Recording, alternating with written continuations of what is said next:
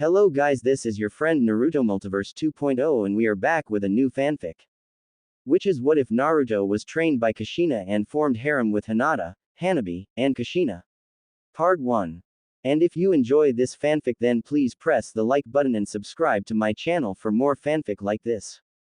And now let's start the fanfic. Team 7 stood in front of the full council, civilian and shinobi together. The reason? They were present during a coup d'etat, and Konoha needed to know if they could use it to their advantage in any way. But first, the council needed to hear the full story, so Kakashi gave them his report. At the end, they were all very quiet, processing what had exactly happened. The civilian were worried to learn that Naruto was in fact the heir of Whirlpool, that certainly placed them in a difficult position. Even if they were never violent towards the boy, they often found ways to make his life miserable, like slightly upping the prices, or selling slightly spoiled food, nothing too noticeable and easily deniable, but the boy knew it. While the civilians were considering ways to erase their previous mistakes, the ninja were quickly connecting the dots, especially one Hyuga Hiyashi. Uzumaki-sama, said the Hyuga, surprising everyone by treating him as an equal. Could you give me some of your time after this meeting? I wish to discuss some things regarding your trade fleet. Why? But of course Hyuga-sama, it would be my pleasure. Answered Naruto with a bright smile. Keep the pleasantries for later please. Interrupted the Sandame. Kakashi, what is Wave's current political status? Our client was proclaimed as the new daimyo, but he isn't a politician, I doubt he'll keep the position for long. Additionally, it should be mentioned that all the officials of the former daimyo who could have taught or advised him have, resisted, during the assault on the palace, so, he's on his own to manage a country without any formation or advices. Sake Haruno raised her hand, and Hiruzen nodded in her direction to allow her to talk. Sandame-sama, maybe we should send humanitarian aid to Wave in order to improve the Leaf's standing among the population. With the political situation described by Hataki-san, they would no doubt ask to be placed under Leaf Protectorate after a few years. Danzo was giving Naruto a slightly disappointed gaze, saddened that he hadn't thought of that. He quickly reconsidered when he saw the gigantic and slightly wicked smile on the blonde's face. My apologizes Haruno-san, I am afraid I already did that. After all, I couldn't possibly let all those poor orphans to fend for themselves, could I? The civilian side looked at him with wide eyes, shocked that a mere 12 years old managed to beat them to the punch. They could have sworn it was a political maneuver if it wasn't for the sheer honesty in his voice. The ninja side saw right through it, and Naruto received more than one appraising look. Hiyashi in particular seemed to have even more interest in him while Danzo had to forcibly contain his proud smile. From the corner of his eye, the old warhawk saw Hiruzen smiling amusedly at him. Sake Haruno quickly recovered. As the head of the Konoha Mercantile Guild she refused to be outdone by a kid. Uzumaki-san, I heard your fief is barely recovering and still under reconstruction, is it really wise to spend so many resources? Naruto waved off her concern without a care, not even for the clear disrespect. Ma, don't worry, Whirlpool will be fine, since we rebuilt our port's trade is going just fine and more towns are being rebuilt, and if we find ourselves in a shortage of supplies, well Daimyo-sama owes me $1 billion or $2, he'll be happy to help. Hearing this, Sum actually shocked. Daimyo-sama owes you what? How the hell did you manage to get Daimyo-sama to be in debt with you? I didn't, my great-grandfather did. He lent some money to help build Konoha and the fire capital. Anyway, as I was saying you don't have to worry about my fief Haruno-san. Sake Haruno may be a stubborn woman, but even she could say when she was defeated, and she was in fact currently ranting in her head about her own idiocy, she had let her dislike for the boy interfere, and what should have come out as a concerned question now appeared as an insult and a mark of disrespect. She could only hope that the boy wouldn't hold it against her and that he still had a crush on her daughter that she could use. Alright, I think our questions have been answered and we have a good idea of Wave's future situation. This meeting is adjourned. With a sigh, the Sandame rose from his seat and made his way to the exit, giving an appreciative nod to Naruto along the way. The clan heads began filling out of the room, looking at Naruto in a new light. Shikaku stopped near him. Good job kid, that's one fine way to show you're a player. Naruto smiled widely. I have no idea what you're talking about, Nara-sama. Of course. Chuckle of course. The Nara left the room with an amused smile plastered on his face. Hiyashi stopped next to Naruto, gaining the attention of the blonde. Ah, Hyuga-sama, shall we discuss my fleet around diner? It is quite late. Most certainly. May I invite you to the Hyuga compound? I accept with pleasure. I heard a lot about the talent of the Hyuga cooks. Hiyashi nodded and led him away from Team 7, Sasuke fuming once again at the importance his teammate was taking. He could not accept the fact that Naruto was now his equal both as a ninja and socially. Before, he could still see himself as superior because the Uchiha were a noble clan, but now he learned that his teammate was a noble too. What next? His ancestors were daimyo. He couldn't accept the idea that he was equal in everything with someone he had despised all his life. He had to find a way to become superior again. If it wasn't through skills, then it would be through fame. The walk toward the Hyuga household was calm, even if the villagers were looking absolutely shocked to see the Hyuga clan head walking with the demon brat, and talking to him like he was someone of equal stature. Their talk mainly revolved around the most recent political events, both national and international. Hiyashi wanted to see just how politically aware the boy was, and he was absolutely shocked to see that Naruto knew almost as much as him. When they arrived at the Hyuga manor, Naruto was led to Hiyashi's office after he sent a branch member warn the cooks that he had a guest. Once in the office, Hiyashi went directly to the serious stuff. Well, Uzumaki-sama, you are better informed than I thought. I heard your fleet is the fastest in existence, is that true? According to my admiral, my trade fleet can go from hot water to tide in a bit under 3 days. Must I understand you wish for a quick mean to export your sake? Yes, it would give us more opportunities. It so happens that the Tide daimyo is quite fond of our sake. Instating a trade route between outports and Tide could result in massive benefits on both our parts. Naruto smiled. Even better, we could ask the Tide daimyo to let us put up whirlpool commercial outposts allowing the entry of goods in his country tax-free. The idea of having more of your sake, faster and cheaper will probably be enough to convince him. Hiyashi nodded. This seems to be worked out. May I consider ourselves as commercial partners? Most certainly. Good. I am a little curious, what are your plans after Wave asks to join your fief? Do you know of the Susanoo's Teeth archipelago? Yes, a very rich zone, but difficult to sail, littered with cliffs, sandbanks and other treacherous obstacles. The main island, Foam, is rumored to be especially rich, but this cluster of islands is poor and in constant anarchy because of the pirate fleets that infest the smaller islands. I do recall that Water once tried to purge these islands only to lose their whole fleet. Yes, very accurate. There are no less than 200 pirate bases, from a single dock for a lonely ship to entire harbors housing no less than 8 ships. They made prosperous life on Foam impossible, and Lightning's south coast is subjected to so many raids that they have to import goods through their neighbors of Frost. But even then, it isn't safe and Susanoo's pirates often raid the trade routes. I just so happen to be currently using these trade routes a lot. You do realize your fleet will be attacked. Oh, but that's what I want. Once the pirates do this very mistake, I will have an international excuse to raid and conquer the archipelago. My admiral already took contact with no less than 12 fleets and convinced them to join over once the battle begins. My fleet also has detailed maps of the archipelago and the emplacement of almost all the pirate bases. Kiri failed to seize these islands. What makes you think you can? First, they didn't have inside help. Second, their ships were primitive at best while the Whirlpool fleet is nimble and technologically advanced, and last but not least, they weren't led by Sufuku Daijiro.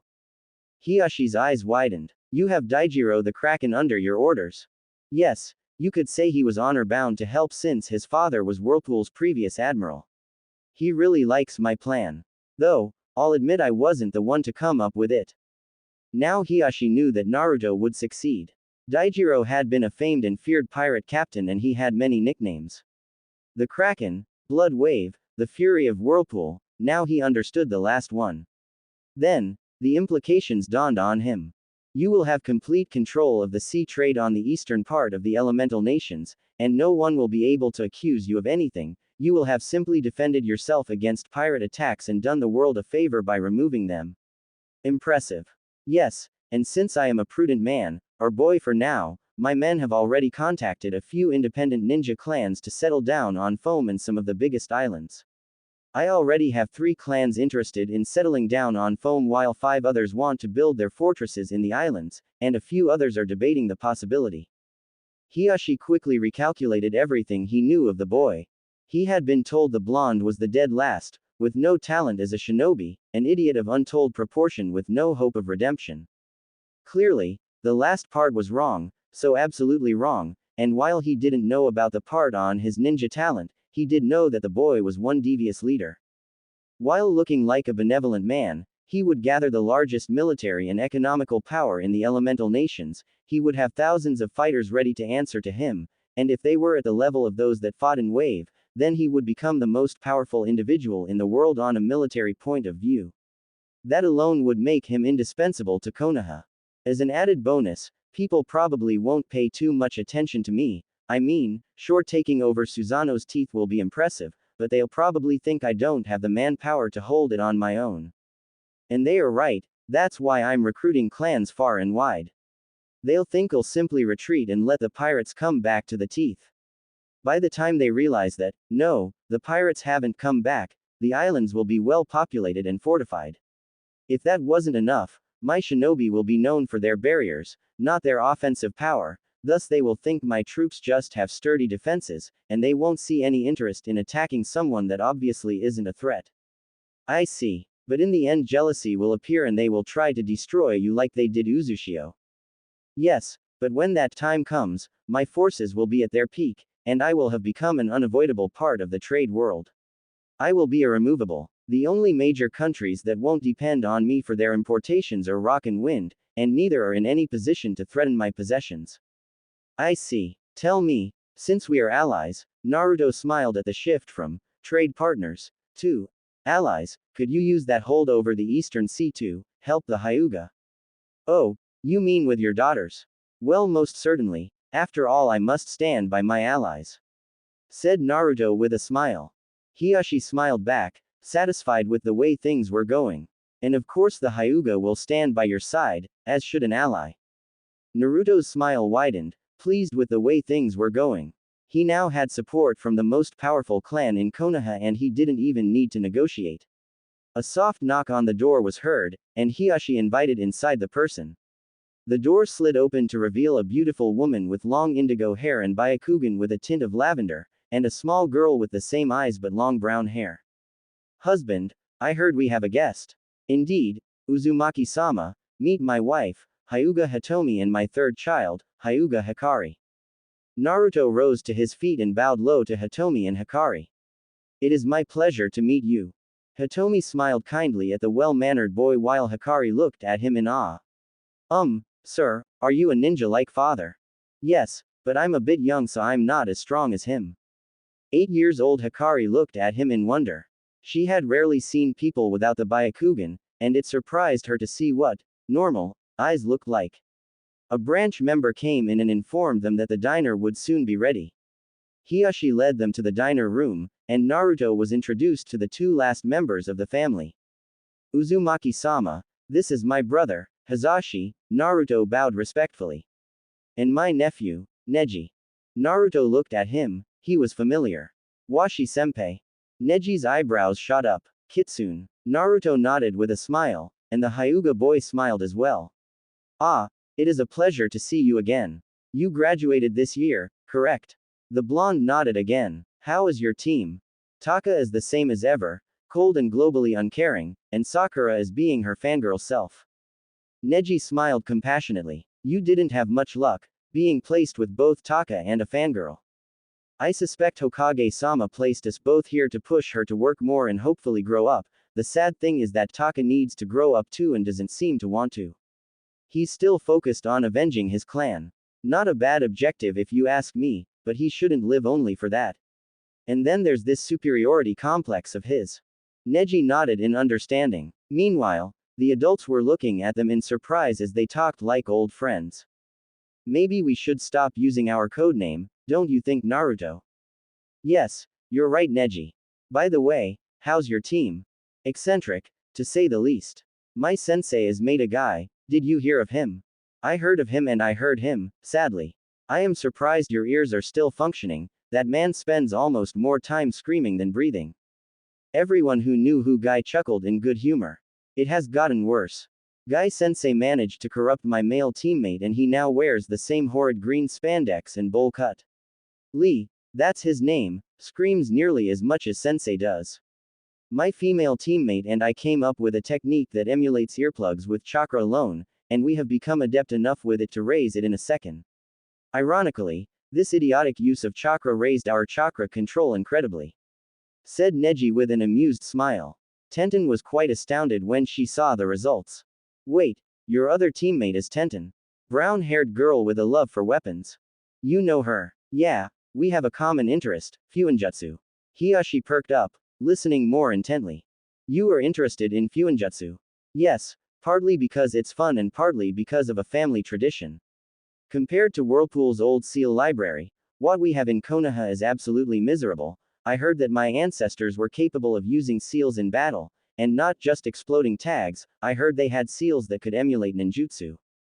That is impressive. Yes, but think a bit farther. What would happen if you were to combinate seals creating elemental chakra? Let's say, earth and water.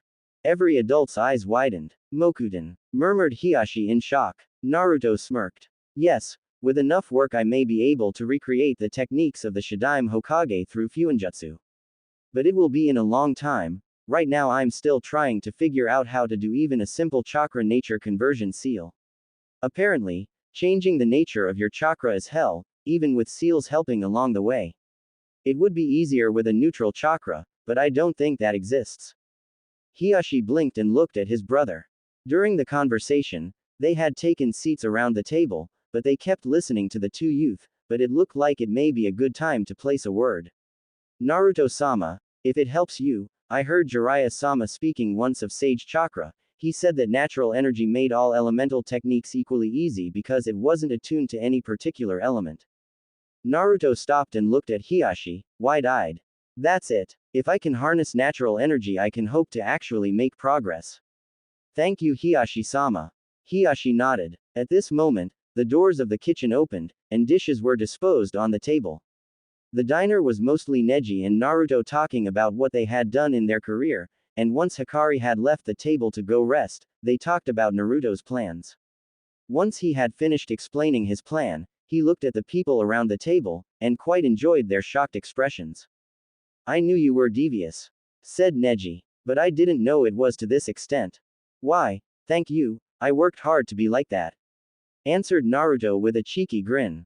Does Danzo-sama know all this? Why bother the old man? He is busy with other things. Besides, I don't really need his approval. It's not like I'll start a war. Lightning will even have to thank me for removing the pirates harassing their south coast, said Naruto with a smirk. Neji smirked as much. And what do you plan to ask as thanks? Oh, I think you have a good idea of who I'll ask for, answered Naruto with a smile. A week later Team 7 was waiting for their teacher at their meeting point. It was a peaceful morning, nothing was out of the ordinary, the sky was clear and the air was warm. In a flutter of swirling leaves, Kakashi appeared, but he didn't look too pleased. Alright, who did what? I just received a convocation to the Hokage office for our whole squad. Sasuke and Sakura both looked at Naruto. Don't look at me like that, I stopped making pranks when I became serious. With a sigh, Kakashi signaled them to follow him. They made their way to the Hokage office in silence, with Sasuke and Sakura occasionally glaring at Naruto, much to his irritation. When they arrived at the secretary's desk, she pointed at the door. Kakashi knocked on the door, and instead of the angered voice he expected, the Sandaime calmly told him to come in. Kakashi led his squad inside and instead of an irate old man, he saw an interested Kage and one Hyuga Hiyashi. Kakashi stood on the right of the Hokage, curious as to why he was in the same room as Hyuga Hiyashi. Team 7, Hiyashi-san requested your presence, though he wanted to wait until you were here to explain his reasons. Thank you for your patience, Hokage-sama, said Hiyashi, bowing to his leader, and then turning to the team. The reason I requested your team's presence is because Naruto-san and I have some business in Tide. However, as a genin he does not have the same flexibility in schedule me and my fellow jonin benefit from. For this reason, I wish to hire your team for an escort mission to Tide. We may be gone from 2 weeks to 2 whole months, depending on how well the negotiations go. At my demand, and to compensate for the interruption of your schedules, I paid for an A- rank, even though it is classified C rank. Is this acceptable? Naruto and Kakashi were smiling widely. Sakura was contemplating new ways to tempt Sasuke on Tide's famous beaches with some sexy bikini, and the Uchiha was fuming at the training time lost. Kakashi of course accepted readily, always ready for some paid vacation. Hiashi nodded, satisfied. Hiashi-san, if I may, said Naruto, surprising everyone with the choice of suffix. Could we make a detour to Whirlpool? We will visit a daimyo. Presenting him with a gift would put him in better dispositions. What gift do you have in mind? Maybe an ornate bow. I heard he was quite fond of hunting. Hiashi nodded appreciatively. That would be a fine gift. Excellent. I will warn my men. The bow should be ready in 2 days and a ship should be waiting for us in Wave in 1. That will give me the occasion to see how Wave is doing and to finally visit Whirlpool, if only a little. When shall we leave? Kakashi-san, would it be acceptable for us to leave in an hour? Certainly Hiashi-sama, my team will go prepare at once. Unless of course they took my advice and prepared a ready-to-go pack. Asked Kakashi, looking curiously over his students. Sasuke grumbled but nodded. Sakura nodded as well, relieved she had taken the advice, and Naruto got a scroll out. Dobi, we're supposed to have a pack, not some paper. Said Sasuke with a smirk. Then he remembered just what you could hide in a scroll. Naruto calmly unrolled his scroll and began unsealing his supplies. To everyone's shock, he had sealed inside 5 tents, 10 spares of clothes, 2 months of ration bars, a full bed, sheets included, a hefty sum of money, cooking wares, fishing and hunting equipment, cloaks for hot and cold climates, 5 spare staves, 12 pairs of shoes, including some for extreme climates, a repair kit to take care of his equipment, an unknown but very high number of spare shuriken and kunai, trap parts, a good supply of scrolls of all sizes, inks and brushes.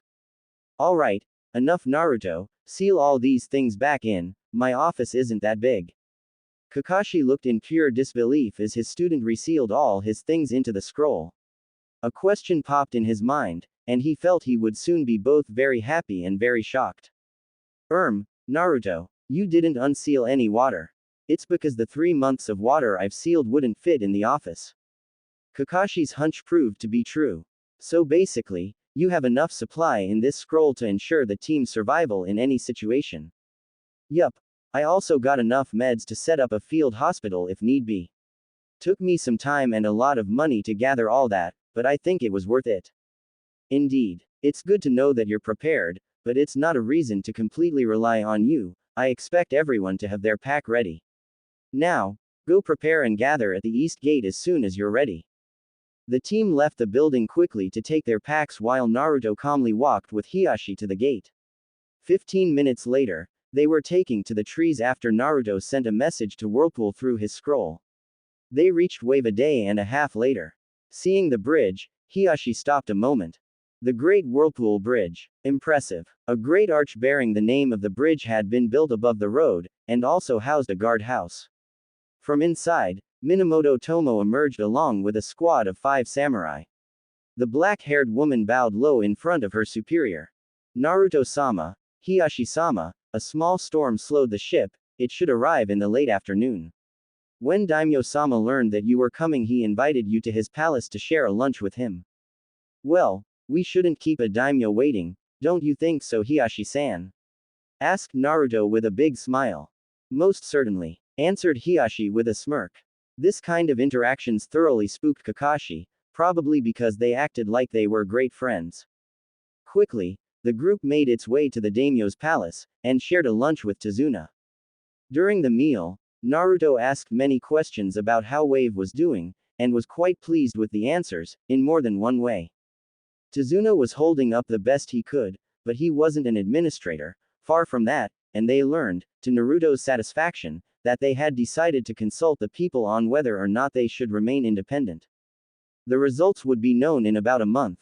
After lunch, Naruto and Hiashi went to inspect the Wave garrison, and Naruto was very pleased to see that some of the locals had enrolled themselves in an effort to have a competent force to defend the country should Whirlpool leave. The newly formed militia was learning at a good pace, something highly satisfying. Once the visit of the Whirlpool HQ was finished, a messenger came and told Naruto that his ship was waiting in the harbor, so the group began its trek to the port. Sasuke was, once again, irritated. Seeing his teammates' power constantly was annoying at best, and downright infuriating most of the time, and this was no exception. But he hadn't seen the worst yet. When they reached the harbor, a collective jaw drop happened, even Naruto was shocked. In the middle of the relatively big harbor, there was a lone ship. It had probably once been an Akatebune, but now it was more of a floating palace. The bow was made of two serpentine dragons with their whiskers intertwined, holding together onto a pearl, the wooden statues being covered in gold. A small building followed on about a quarter of the ship, then a courtyard with a small garden, and finally from the middle of the ship to the stern, a palace, fashioned to resemble the castles of old stood. And standing smugly near the pier, was Daijiro wearing a dark blue kimono bearing the crest of Whirlpool. The group slowly closed the distance, admiring the ship all along. Once they were close enough, Daijiro began walking toward them, a bright triumphant smile on his face as he bowed in front of Naruto. Naruto-sama, this ship is the pride of Whirlpool. I hope it is to your liking and good enough for a diplomatic mission, said the admiral with mirth in his voice. Naruto kept his gaze on the ship, still in awe. It will be perfect, Daijiro, absolutely perfect. It is truly impressive. When can we leave? As soon as you request it. Good. Then we'll leave as soon as we embark. Quickly, the group embarked and the ship began moving. To everyone's surprise, it moved very fast for its size. Hiashi, curious, turned to the captain. Daijiro-san, I am no naval expert, but I am fairly certain a ship of this size isn't supposed to move at this speed. You were right, Hiashi-sama. However, I made a few interesting discoveries during my youth, including an old device transforming ambient chakra into energy. Once I had a good idea of how it worked, I managed to recreate it and linked it to the engines. Now, Whirlpool has the strongest and fastest fleet. Hiashi nodded, accepting the answer. The ride was calm, and the next day they reached Whirlpool Island, more specifically the southern port. The city was growing nicely and many construction sites were visible, indicating that the island was indeed doing well. When they landed, they were welcomed by Masahiro and a full platoon of samurai that escorted them to a mansion that had been established in case Naruto decided to visit. Of course, Naruto regretted greatly that he couldn't visit his lands like he wanted, but he couldn't really stay too long if they wanted to be on time for the meeting with the daimyo. They left Whirlpool the next morning with the ornamented bow. The travel to Tide was a calm one. Sasuke would stay in his quarters and brood passionately. Sakura would try to infiltrate said quarters, and Naruto enjoyed the anomaly that was the small garden on the bridge. How that thing was kept healthy, he would never know, but he certainly didn't complain. Occasionally, one of the three Fun making up the escort would come close enough that he could wave at the crew. When they reached the harbor of Tide's capital, they saw that an official delegation was waiting for them, and looked positively gobs make it at the ship. Naruto smirked. Yes, Dream-kun, just there. Ooh, this is the best. Ah, I couldn't agree more, sister. Yes, oh, your hands feel so good. Hey, I try my best. I don't know what's better, your hands are the fact there's two of you, ooh. Yeah, it's nice and all, but our backs are relaxed enough. How about taking care of our front boys? Naruto awoke in his room in Tide, with one very hard problem. Those vixens. Sigh, I wish they were real. 3 weeks later, they were leaving the country. The Tide daimyo had quickly agreed to the creation of Whirlpool trade outposts since it would be beneficial for the economy of the country, but the details had taken some time to be discussed. A clan of chakra-using sailors originated from Wind Country, the Kazeshio, had been selected by Naruto to oversee the construction of the outposts. The Kazeshio had a respectably good fleet, but they were choked by the competition in wind, so this new position was a godsend for them. The fact that they trained in ninjutsu ensured that their ships and outposts would be well defended. While they were in Tide, the Hokage had sent a message to them, telling them to wait in Wave to see what the people decided to do regarding the future of the country. Of course, Naruto was thrilled. However, when he finally reached Wave, a little surprise was waiting for him on the docks. Once they walked down the pier, they were surprised to see a group of Okami talking with a group of light blue-haired ninja. The Okami seemed extremely friendly towards the other ninja, something that put Naruto slightly at ease. He noticed Okami Izumo talking to a tall man with spiky electric blue hair, very dark blue pants and a matching shirt, plated fingerless gloves and shinobi combat boots. He had two ninjutsu on his back with their sheath crossed and bore two katana on his side in a samurai fashion. He had a kunai holster on his right leg and a pouch on his back on the same side.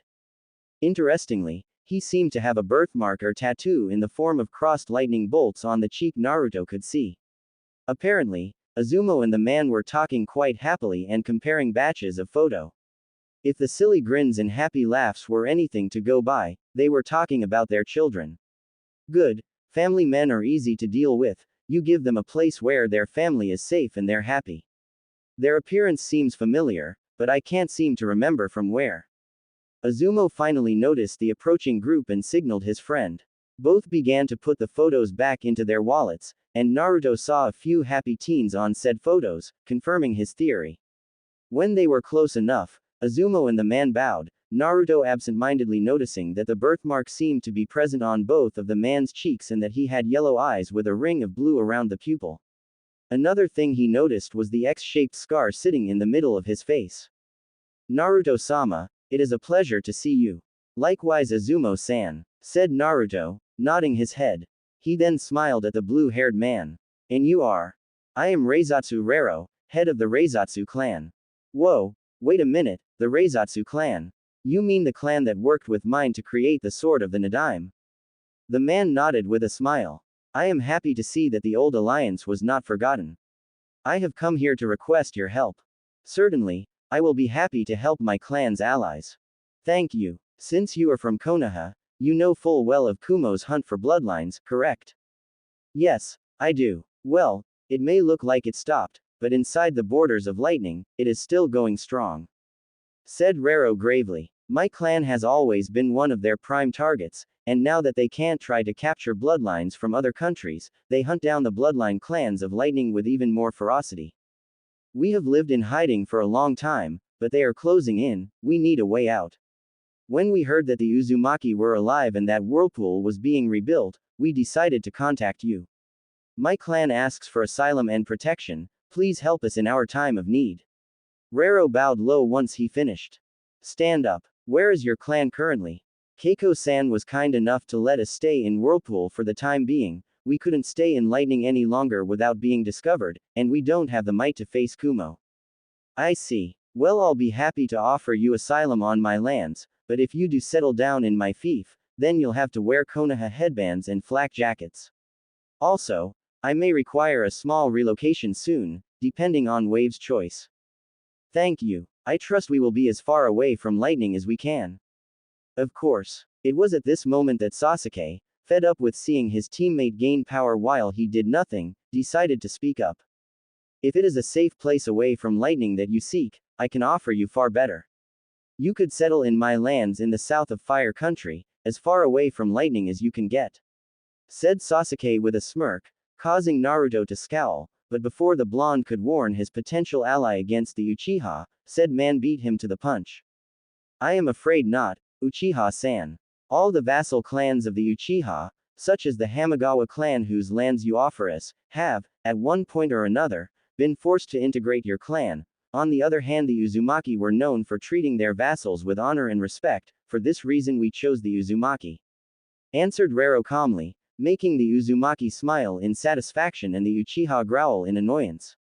Now that this is covered, said Naruto, let's go to the Whirlpool HQ, I would like to know more about your clan Rero-san. A week had passed and the governing body of Wave had requested Naruto's presence at the palace.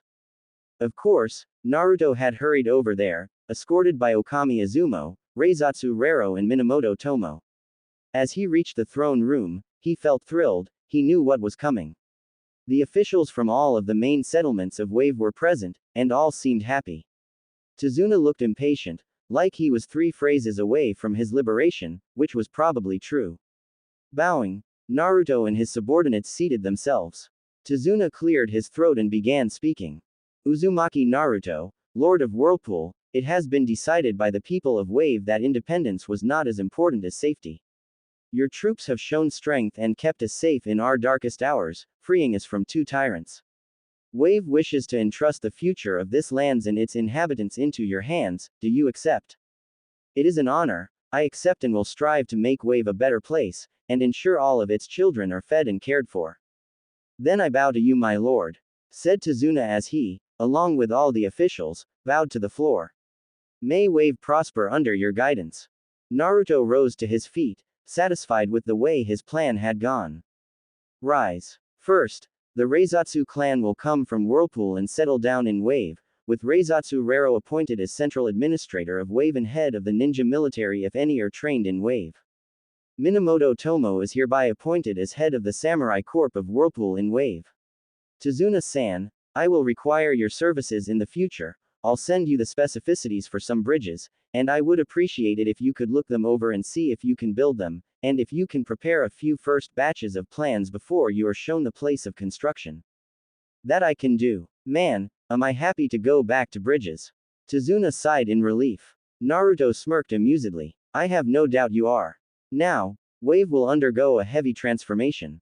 Due to its geographical situation, it has potential to become a major trade hub, something I do plan to turn Wave into, especially now that trade outposts are being established in Tide. Expect heavy investments in the island's economy soon. All the mayors had grins when they heard that. Investments meant work. Work meant the island would be back on its feet quicker. And if Wave indeed became a trading hub, then they never would have to worry about the next meal ever again.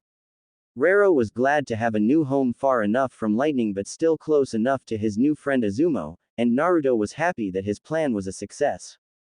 The next day, the Leaf team and Hiashi departed from Wave to inform the Konoha Council of what transpired in Wave, and once again a good chunk of Wave's population had come to see them off. The Wave division in its entirety stood at attention, proudly displaying their light blue armor marked with the crest of Whirlpool, Wave's emblem just below it. There were over 100 recruits, not bad if you asked Naruto, and while they still had a long way to go, they were determined. Naruto gave a small speech, causing the crowd to cheer, and they were off. 5 months since graduation, and he had already extended his fief by a good 50%, added a new ninja clan to his ranks along with a complete fleet, and established trade outposts that would guarantee his holdover trade in the Eastern Sea. Kami-sama, it's good to be me. A week later, they reached Konoha and went to the Hokage. Considering the nature of both the mission and the intel they brought with them, the debriefing was made in front of the council. Once the group entered the room, Hiashi went to his seat calmly and looked over the council. The clan heads seemed completely bored. They had already guessed what happened, so they didn't really want to bother themselves, but that was the procedure. The civilians, on the other hand, were curious and wanted to know how the trip would affect trade in the region. The Sandaime came into the room and sat on his chair. Very well, this will be a short meeting. I have much to do, so I don't have time for hours of discussions. What are the results of the trip? Did the Tide Daimyo agree? Hiashi nodded. Discussing the details took some time, but the Tide Daimyo agreed. Whirlpool commercial outposts are currently being built along Tide's northern coast. I see. Naruto-kun, who did you recruit to take care of these outposts? Asked the wizened leader. The blonde smiled. The Kazeshio clan, formerly of Wind. They had little to no ties with Suna, thus ensuring I wouldn't have to deal with spies, and I got them out of a difficult situation, thus earning their loyalty. I talked with them. They are sailors, and even though they train a bit in ninjutsu, they don't lie much. They are honest and loyal to Whirlpool. Hiruzen nodded, satisfied with the answer. Good, good. Now, what of Wave? They decided to integrate the fief of Whirlpool, was Naruto's answer. Uzumaki-sama, said Sake Haruno, gaining the attention of the whole room. Surely managing all these trade routes must be difficult. Konoha's Mercantile Guild would be happy to lend you its services and experience. May I invite you for dinner to discuss the agreement? Said the Pinkett with a charming smile. But it was in vain. I'm afraid that will not be possible, Haruno-san. Said Naruto apologetically. As you said during the last meeting where we attended, my fief is still recovering, so we need all the benefits to help Whirlpool, and now Wave. As for the diner, it would have been with pleasure, but I have errands I must run. Answered Naruto with a polite smile. Sake nodded her acceptance of the answer, not that she had much choice. The fact that he threw her words back in her face wasn't pleasant, far from that. Alright, is everything covered? Asked the Hokage. Good. Team 7, report to my office tomorrow. I know I'm asking a lot out of your team, but you are my best genin team, and I need you on a special mission. Hiruzen then rose to his feet and left. Sasuke smirked. Feeling his talents were finally recognized, Sakura smiled proudly at being part of such a team. Kakashi simply shrugged it off, but Naruto couldn't help but feel the compliment, while honest, was there to keep them off his back. With a shrug, he left the room and went to his apartment. Note to self, find a new flat. The next day, the team gathered in front of the Hokage's secretary's desk, waiting to be all present before going in. Once the last of them arrived, Kakashi nodded to the secretary who told the Hokage through the interphone, they didn't have to wait long before being sent in. Standing in front of their leader, they wondered what kind of mission he could have assigned them. Hiruzen looked over them, reconsidering one last time his choice, before nodding in approval. Team 7, you are here for a mission of the utmost importance. As you know, our relations with Kumo are strained. Because of that, the daimyo of Hot Water and Frost worry. They know that, should a war between the Leaf and the Cloud break out, their countries would be the battlefield. Because of this, they have tried for a long time to pacify our relations with Kumo. Recently, they requested a joint C rank. Frost will hire a team from Kumo, while our client is Hot Water. Hiruzen looked at the ninja before him. They all stood at attention, even if the female part of the squad didn't really give a professional impression. I selected your team for this mission. One of the reasons is that it concerns one of you, said the Sandaime while looking at Naruto. Said blonde smiled wickedly. So, the pirates made their move, huh? Sarutobi nodded, not surprised in the least that Naruto expected that. You will meet the Kumo team in a port town in Hot Water, near the border with Frost. Your first objective is the elimination of a raiding party originated from the Susanoo's Teeth Archipelago in cooperation with the team from Kumo. Your secondary objective is to learn the current status of the Hyuga sisters. Once the pirates have been eliminated, you will escort the Kumo team to Konoha. They have been enlisted for the Chunin exams. Guy's team will accompany you on the way and back. They have a mission of their own. You will choose the rendezvous point with them. Hiruzen took a scroll on his desk and threw it to Kakashi, who caught it effortlessly. Both daimyo will be there to welcome your teams. I expect you to be on your best behavior. If you can, wound Kumo's image, but not at the cost of ours. Show them your level. Don't forget to mention that you'll take part in the Chunin exams, hopefully it will demoralize them and they'll give up. Any questions? Sakura raised her hand. Who did the pirates attack? A trade ship from Whirlpool. Anything else? No one reacted this time. Good. You leave in an hour at the North Gate. Pack for a month at least. Dismissed. Naruto decided to take the scenic view to the North Gate, stopping at a small stand to grab a few pastries. On his way to the gate, he crossed road with Tenten. Yo, Tenten. The bun-haired girl turned when her name was called, and smiled warmly. Naruto. Good to see you. It's been a while, where were you? You're not avoiding me, are you? Asked Tenten in a mock-hurt tone. No, I just had my plate full. I just came back yesterday from a business trip to Tide with Hiyashi with a stop at Wave. By the way, they asked to join Whirlpool. Oh, that's good. So, how's the part about Susanoo's teeth going? Any move from the pirates? Yup. That's why we're moving to Hot Water. You know, that idea of yours is probably the craziest thing I've ever tried. Oh come on, I already told you, the plan will work. I know, it's just that it will be the craziest thing I've done so far. But Daijiro absolutely loves it, he was ready to come to Konoha and adopt you for thinking of it. Tenten snorted. Sounds like a fun guy. He is. A bit crazed, and a tad bit on the cliché side of the sailor, but he does his job just fine. Besides, he's a badass. Tell me about it. Sinking a quarter of Kiri's fleet is no small feat. Anyway, Guy-sensei told us that your mission was ultra important. What is it? A co-op mission with Kumo. We'll try to gather intel on Neji's cousins and demoralize the Kumo team. Oh, and I'll probably get to see two other daimyo treating me like I'm Kami-sama herself. It's gonna be a fun mission. Tisk, Plotosians. I bet you get a kick out of it. Yup, I do. What can I say? Here I'm lower than dirt, but out there I'm practically royalty. Sometimes I wonder if I shouldn't go to Whirlpool once I've made Chunin, just to be left in peace. Meh, I doubt Konoha would allow it. Why? I'll tell you later, let's just say that I had a reason to choose to be Kitsune. Okay, tell me when you're ready. Speaking of the gauntlet, Danzo-sama sent me another request for weapons. I can't understand why he keeps asking me to make his weapons, I mean, I'm just a beginner. Maybe that's because I was trained in the gauntlet.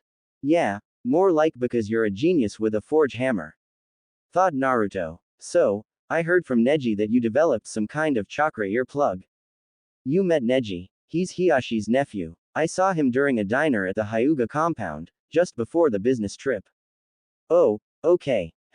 I would have expected Sensei and Lee to be there already. Mumbled Tenten as the gate came into view.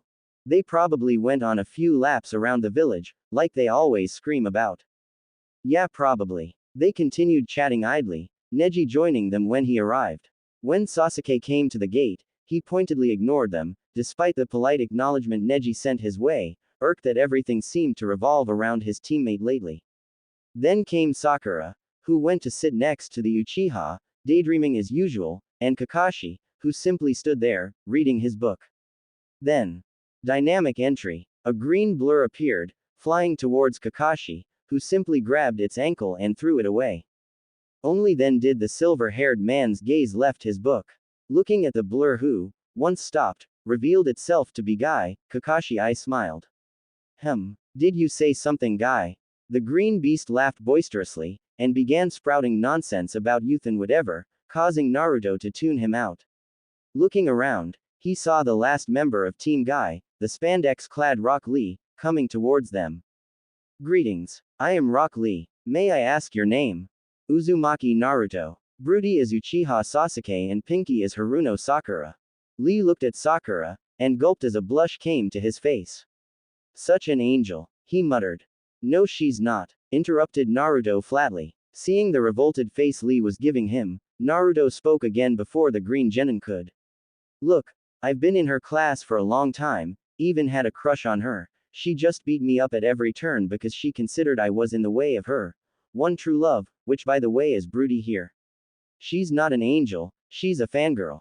Lee still looked revolted. If you had gotten to know her, I'm sure she wouldn't have hit you. That's the thing. I wanted to get to know her, if only to have a friend, she just kept hitting me. But if you want to try, be my guest, said Naruto, looking away from Lee, thus signifying he had nothing else to say. Lee left in a huff and approached Sakura. After an overly enthusiastic introduction and a glare from Sasuke, he received a fist to the face courtesy of Sakura, along with a scream of, "Leave me alone, you freak." Lee, depressed and nursing his cheek, went back to the group. Told you, said Naruto. Suddenly, a fire alit in Lee's eyes. Yosh, it matters not, I shall train more and show her my strength, and she shall fall for me. Naruto looked at him for a second before sighing. While I'll gleefully admit Sakura is shallow, I don't think she's that shallow. Lee's face began to distort in anger. How dare you talk of her like that? She's not. Oh really? Then why did she hit you without getting to know you? She doesn't do that to everyone. She just decided to judge you based on your looks and attitude, without getting to know you. If that isn't a shallow behavior, then tell me what is. Lee tried to argue, but nothing came to his mind. With a frown, he remained silent. Then a hand fell on his shoulder, a brightly smiling guy behind him. Worry not, my student. Pour your heartache in training, and you shall swoon her with your strength. Lee immediately followed his teacher and they began some sort of contest to be the most ridiculous possible, with sunset and rivers of tears. Naruto looked at it blankly before turning to Kakashi. He's single, isn't he? Kakashi nodded. I see. Sigh, it's going to be a long trip. The trip was mostly calm, even if there was a rising tension between Naruto and Lee, and now, on the last night they would spend in the same campsite, it was at its peak. Lee kept sending dark glares to Naruto, and it was getting on the blonde's nerves. The fact that Neji and Tenten seemed to agree with the foxy teen certainly didn't help. The tension was such that Guy and Kakashi decided to get involved. Once dinner was eaten, they signaled their teams to sit around the fire. All right, began Kakashi. There seems to be a bit of tension in the air. Naruto snorted, but his teacher ignored it. And it would be better if the situation was resolved. Indeed, such unyouthful atmosphere is detrimental to the missions. Supplied Guy. Naruto, Lee, may you explain the reasons of this dispute? I told him a few things, he didn't like it. Said Naruto curtly. He was in a sour mood, and definitely didn't want this shit to keep going. What? You belittled the beauty and mind of my beautiful cherry blossom. Bellowed Lee. Sakura, ticked off, rose to her feet and sledgehammered Lee's face into the ground via her fist. I told you to leave me the fuck alone, you freak. She then turned to Naruto, seething. As for you. The blonde's eyes met hers and flashed red as he snapped. What? Sakura, nervous, stepped back, and returned to her seat, muttering nothing, fearfully. Good. Now Lee-san, I never said she was ugly or stupid, I said she's a fangirl, it's her personality I criticized. Lee springing back to his feet, glared angrily at Naruto. You have no right to do so. You don't know her, yet you behave so unyouthfully too. Shut the hell up. Naruto was now beyond pissed, and his eyes flashed red every few seconds, to the increasing worry of the Jonin. I'm tired of your childish behavior. I've known that bitch since childhood, spent 5 years in her class, I know her more than you do. It pisses you off that I don't act like a moron like you. Tough luck. I'm a feudal lord, the tiniest of my mistakes can end hundreds of lives and destroy thousands. I don't have the luxury of being stupid. Naruto paused to breathe deeply and calm down, his eyes stopping to flash red. Now, I easily admit I may be biased on matters that pertain to Haruno, but you are falling for her looks without knowing her, and when I told you things as I saw them, instead of taking them into account, you immediately denied them and decided that you, who barely knew her, if at all, knew better than me, who spent a few years knowing her, and then proceeded to berate me. Even more, you refused to acknowledge the numerous evidences, namely the hits, that I was right and blamed the whole situation on me, something that makes me want to cave your face in. If you don't want to grow up, it's not my problem, just stay away from me. With that, Naruto rose to his feet and jumped to a high branch. I'll take first watch. Lee looked at Naruto's back, gobsmacked. A genin 1 year his junior had just berated him and called him childish, and even though he wanted to deny it, Naruto had raised a few good points. Silently, he made his way to his tent, mulling over what was said. Guy on his part was shocked with the way Naruto had talked, and he was quite surprised to learn that Naruto was a feudal lord. Looking at Kakashi, he spoke dryly. I didn't recall any report mentioning Naruto being so unyouthful. Let's say the Mizuki incident awoke a part of him that knows life isn't all games and laugh. Was the Jonin's answer. Naruto was standing in sewers. He didn't know why, and it bothered him. He remembered standing guard with Neji, then waking Sakura and Tenten to take the second watch before going to rest in his tent. Then, he found himself in this sewer. Looking around carefully, he notices several hallways. Trying to peer into the darkness, images come to his mind, most too vague to be understood. Hey, finally came to visit. Turning around, Naruto is surprised to see himself. But more ethereal, almost see-through. Kitsune. Yup. Welcome in the mindscape. Fluffy wanna talk to you, so he pulled you here, I wish I could do that too though. Anyway, it's over there. Naruto followed his evanescent image and reached a gigantic room with a mighty cage, the Kyuubi clearly visible behind the bars. He expected a demented demon of destruction constantly screaming for blood, but what he saw was a calm fox, if a bit big, seemingly pondering something. Leveling his gaze on Naruto, the Kyuubi seemed to assess him while the blonde did the same. You're not what I expected. I thought you'd be less calm. That is to be expected, answered the fox in his deep rumbling voice. And until a few hours ago, you'd have been right. Naruto raised an eyebrow in curiosity. When the Yondaime sealed me in you, he took away half of my chakra, the yin part, thus resulting in a weakening of my mind and causing me to more easily succumb to my beastly instincts. I became more violent, more prone to mindless destruction. Considering you attacked Konoha for fun, I'm not sure you can be any more prone to mindless destruction. Oh really? Chuckle, tell me boy, do you really think a fox of my size can sneak up on a village? No, I was sealed, in your mother to be exact, and was manipulated into attacking your village. I will explain more later. In the direction you are going, there are two, I don't know how to name them. They feel human, but like a part of me at the same time. I always felt them, but far away, as if through a thick cloud, but now it is clearer. I feel the need to protect them, and not only because through them my yin chakra is regenerating. It is a strange feeling, a primal want I never felt before. Naruto looked at the Kyuubi for a moment, trying to understand the possibilities. Just so I know, do you have a human form? No, I do not. Why this question? Well, you said they felt like part of you, but still human, so I thought maybe you had children before being captured. Kyuubi gave the idea a thought, considering it carefully. Maybe you are right. I remember two fools, they bore the mark of the cloud. They managed to steal some of my chakra. It may have affected them more deeply than I thought and have affected their children in turn.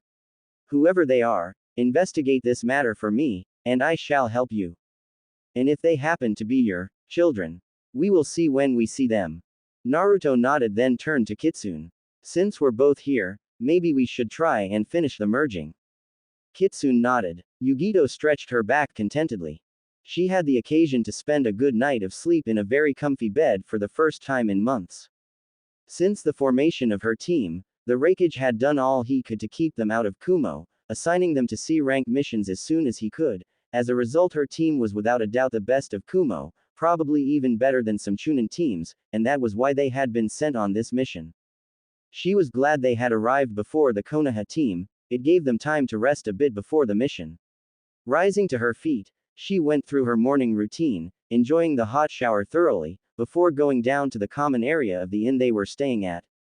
The daimyo had paid for the best inn of the town, something Yugito was grateful for. Luckily, this morning was relatively peaceful so far. That must mean Atsui hadn't gotten on Hanabi's nerves yet. As she entered the room, she witnessed the explosion. Team 7 jumped down from the roofs, landing in front of the inn they were supposed to meet the daimyo and Kumo team at. They were about to enter, but the door exploded, a blonde Kumo genin flying through it. Shut the hell up, you temperature-obsessed freak. A dark blue and cream blur then followed the down genin, revealing itself to be a girl with midnight hair held in a hime cut with a low ponytail falling from the back, fox ears and a bushy tail, all of the same color. Interestingly, she didn't have any headband. Oh, and she was shaking the life out of the poor boy. If I hear you muttering the word hot even one more time, I will put so much pepper in your food that your tongue will turn black. Another girl, identical to the first, only with her hair straight, ran after her and tried to get her sister to release the almost knocked out blonde. Sister, we are here for a mission, we must be professional. I don't care. I can't stand that idiot anymore. I'm bordering on taking my showers cold out of spite. Girls. Both girls turned to the blonde woman who just emerged from the inn, looking absolutely pissed. First, you're supposed to act professionally, something you are not doing. Second, hitting your teammates is forbidden, no matter how annoying they can be. If it was allowed, Kami-sama, so help me, I would have beaten the living rap out of B. Third, don't get out without your headbands, and fourth, be grateful the Konoha team is not here. Can you imagine the image it would give of our village? Kakashi chose this moment to make their presence known with an ahem. Yugito looked at them, and dropped her head in defeat. Then, a gobs maked Naruto managed to regain enough control over his mind to ask the question that was going through his mind for the last 5 minutes or so. Foxy ladies, what the heck are you doing out of my dreams? The two girls turned their gaze to Naruto, revealing their very wide eyes to be Byakugan, slightly shocking Kakashi. Then a smile overcame their features and they glomped Naruto. Dream-kun. Yugito and Kakashi were both looking at this with wide eyes, wondering what the heck was exactly going on. Sasuke smirked evilly, thinking of something to put Naruto in difficulty. Dobi, care to explain why you know shinobi from an enemy village? A tick mark appeared on the forehead of one Uzumaki and two Hyuga, but Naruto answered nonetheless. Bitch. If I was a spy, do you really think my contacts would be a couple of genin? And two genin who were abducted in Konoha no less. And who only dream of going back home. Added the one with the hime cut. You didn't answer my question, Dobi. He spat smugly. Hinata had enough. She rose to her feet and planted herself in front of the Uchiha. She closed her eyes for a moment, breathed deeply, then reopened them while activating her Byakugan. Suddenly, Sasuke found breathing difficult and took hold of his throat. Are you sure that you are not the Dobi? The answer to your question lies in his first question. How? I do not know, but for many nights we shared our dreams. Now think a little bit, do you really think a spy would have reacted this way? She then deactivated her Byakugan, and the Uchiha began gulping air frantically. Sakura tried to help her crush while glaring hatefully at the retreating Hyuga. Wanting at least some payback on the bitch, in her opinion, who unjustly, in her opinion again, attacked her Sasuke-kun, she tried to release killing intent. She smirked when she saw the Hyuga stop and begin to shake slightly. Sister, I'm afraid, I think a fly wants to kill me. Giggle, Sakura's eyes widened at the dismissal of her killing intent and realized the girl was in fact shaking with restrained laughter, which enraged her even more. Okay, what the hell was that? Asked Kakashi. That was Hinata Nei's patented glare. Answered happily the one with the Heim cut. She didn't glare anyone to death yet, but she's getting better at it. Kakashi's sweat dropped. Alright, since we'll work together, maybe we should introduce ourselves. I am Hatake Kakashi, Jonin of Konoha. HN, Uchiha Sasuke. Grunted the Avenger while glaring at Hinata. Haruno Sakura. Said the Pinkett in a cold tone while glaring at Hinata too.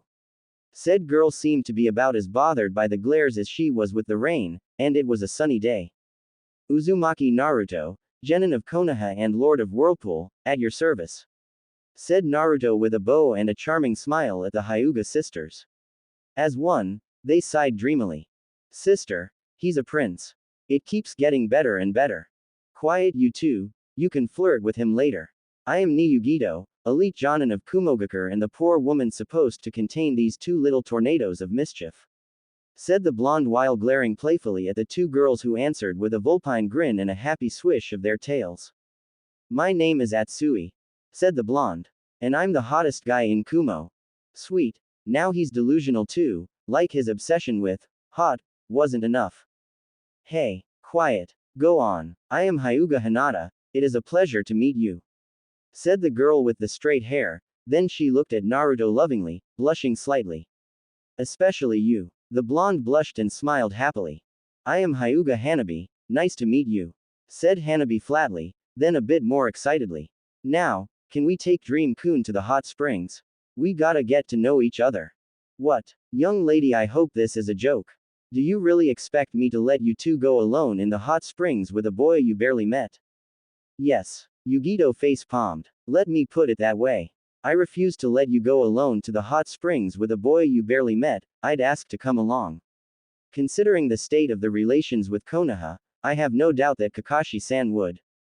I don't mind, said Kakashi with an eye smile, causing Yugito to stop abruptly, her mouth still open, and slowly turn to him. What? She breathed in shock. I know Naruto is a responsible young man, and you can't exactly do anything to him without your country and village facing dire consequences. So I don't mind. Thanks, exclaimed Hanabi. You're now officially a cool guy in my book, Kakashi-san. Come Hinata-ne, Dream-kun, the hot springs are over there. With a last disbelieving look at Kakashi, Yugito followed the three youth to the hot springs. There wasn't much talking done on the way, mostly the girls clinging to the boy, with his arms wrapped around their waists. The owner of the hot spring was a bit surprised by their ears and tails, but not as much as the first time they had come here. What completely shocked him was the fact that they requested a pool where they could all go together. The man sent a jealous glare to Naruto, wishing he was the one who would see Yugito. The two others were too young for him. Once they had their pool, they went to the changing room, and saw a little problem, there was no separation. Hanabi was ready to undress then and there, and Hinata wasn't far behind, but Naruto's politeness surfaced at this moment and he offered to wait near the pool until they were finished, thus earning some points in Yugito's book. Once everyone was in a towel, they settled in the spring, the sisters quickly pressing themselves against a blushing Naruto who was enjoying the skin contact. Over the course of 2 hours, they asked as many questions as they could about their clan, Konoha and himself. Of course, Naruto asked a few questions of his own, but he didn't really ask about Kumo, mainly because he had no intention of setting foot in there. Yugito assessed him carefully, and was satisfied with what she saw. He was careful not to divulge any secret of his village but was still answering truthfully to the girls. Taking advantage of pause in the conversation, Yugito talked for the first time. You said you are the Lord of Whirlpool, aren't you a bit young? Naruto turned his gaze to her and his eyes suddenly became arctic cold. I am afraid I am the last Uzumaki currently alive and aware of his legacy. Your village and Kiri did a thorough job in destroying my clan and land. Yugito winced. Sorry. It's okay. Considering the casualties you suffered in the assault, I'd be quite stupid to believe my clansmen didn't avenge themselves. Yugito nodded. How is your fief doing? Quite good. I'll soon be securely established as a major trading power with shinobi specializing in barriers. Yugito nodded and analyzed what was told. The kid had been way too relaxed concerning this information, meaning it was either common knowledge or what he wanted her to believe. I heard you took over a small country. That's a lie. My samurai simply freed Wave from a tyrannical tycoon. It was Wave's choice to ask for integration, answered Naruto indignantly. Your samurai, not your ninja militia, against a bunch of thugs. No, my samurai are trained enough that they could eliminate those fools easily. Yugito nodded, noting that not once had he given any sign of lying. That meant he hadn't told them the whole truth. He was far too good a shinobi, from what she had seen, to simply be a benevolent boy. I also heard you had Daijiro the Kraken under your orders, don't you fear Kiri's answer? Ah yeah, Daijiro kicked there while severely outnumbered and equipped with repurposed fishing ships. Right now he has a complete war fleet. I'd like to see these fog suckers trying to attack me. The first whooping Daijiro gave them would look like a peck compared to what he'd do to them now. Yugito nodded carefully. And what will you do about the ship that was attacked?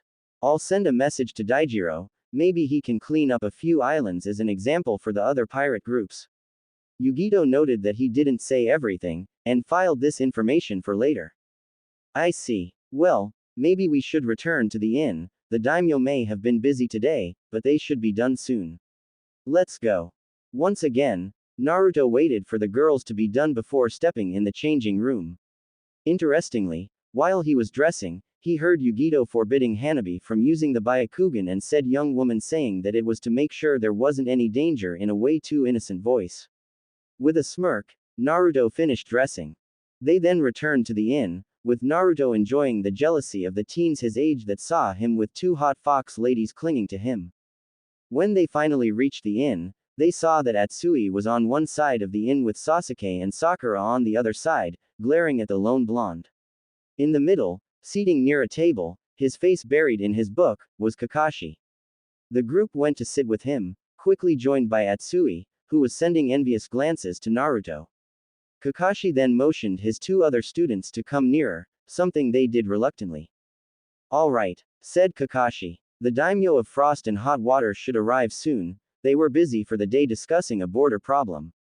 We were hired for a joint mission, so try to at least look willing to cooperate, even if you don't like each other, okay? Sasuke gave a grunt and Sakura looked downright rebellious, but a quick glare from Kakashi silenced her before she could protest. Then, the two teams made their way to the most luxurious part of the inn and the old-fashioned reception room inside.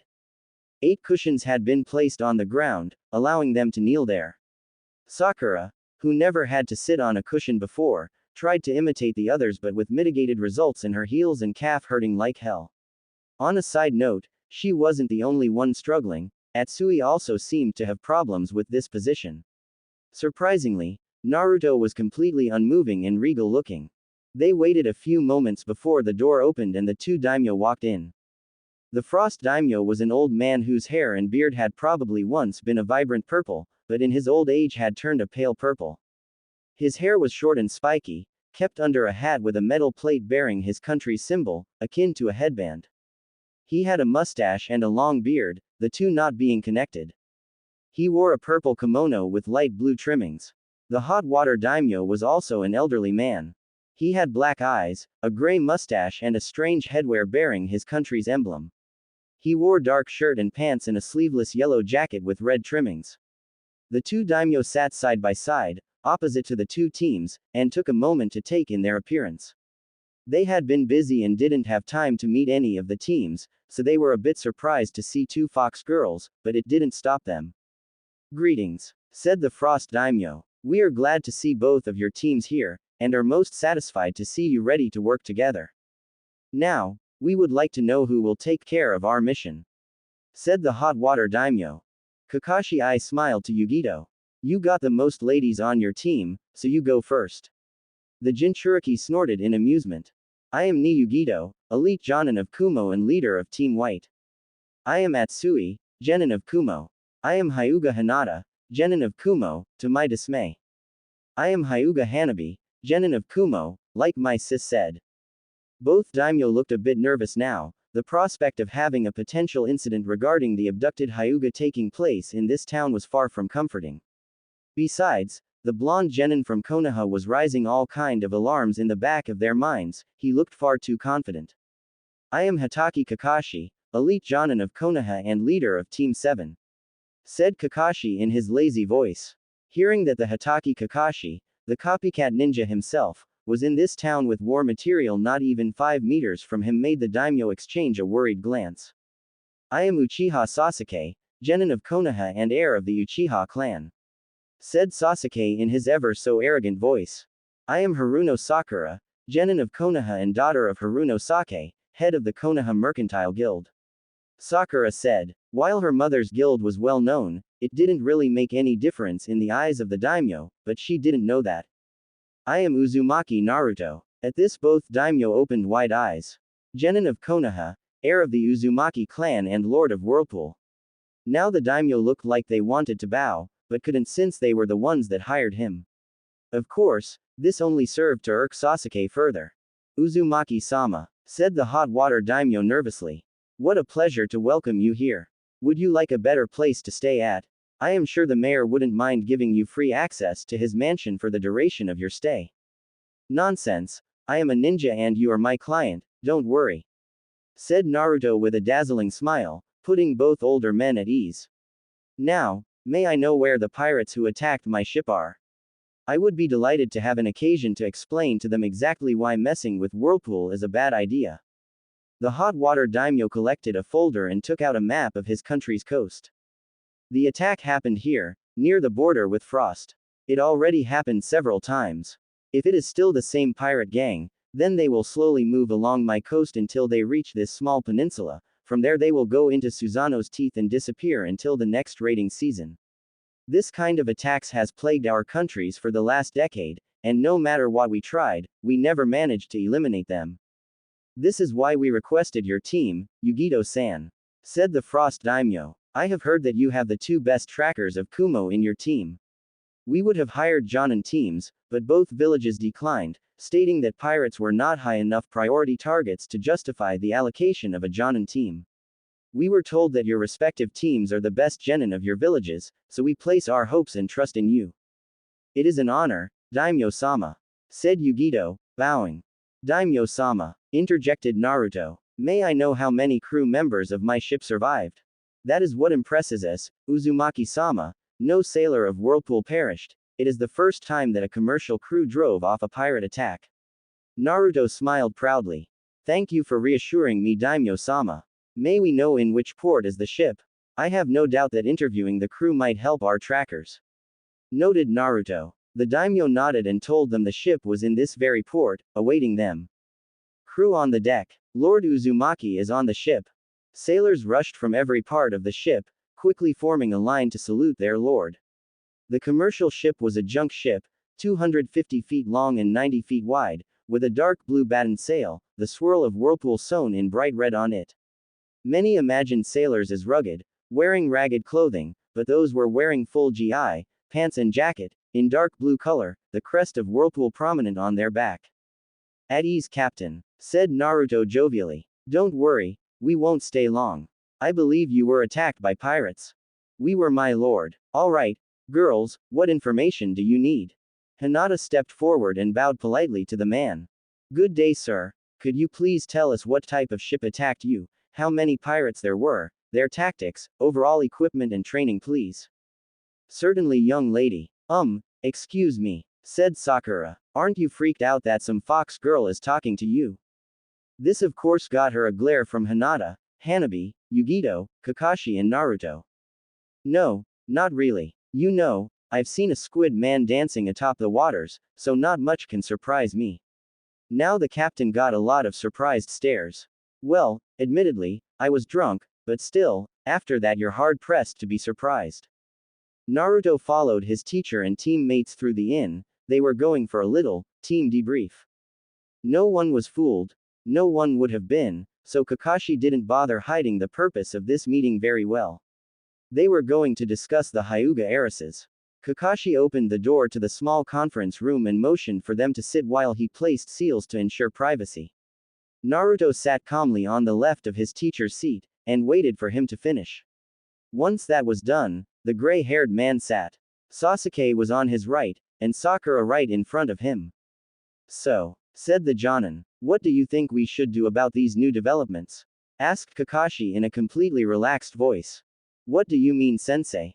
Asked Sakura, looking slightly lost. Perhaps Naruto had overestimated her. Sakura, what do you know exactly about our relations with Kumo? Asked Naruto. Well, we have a cold war with Kumo because they abducted 2 girls. And what name did the 2 girls on Kumo's team give? Sakura's eyes widened and her jaw dropped.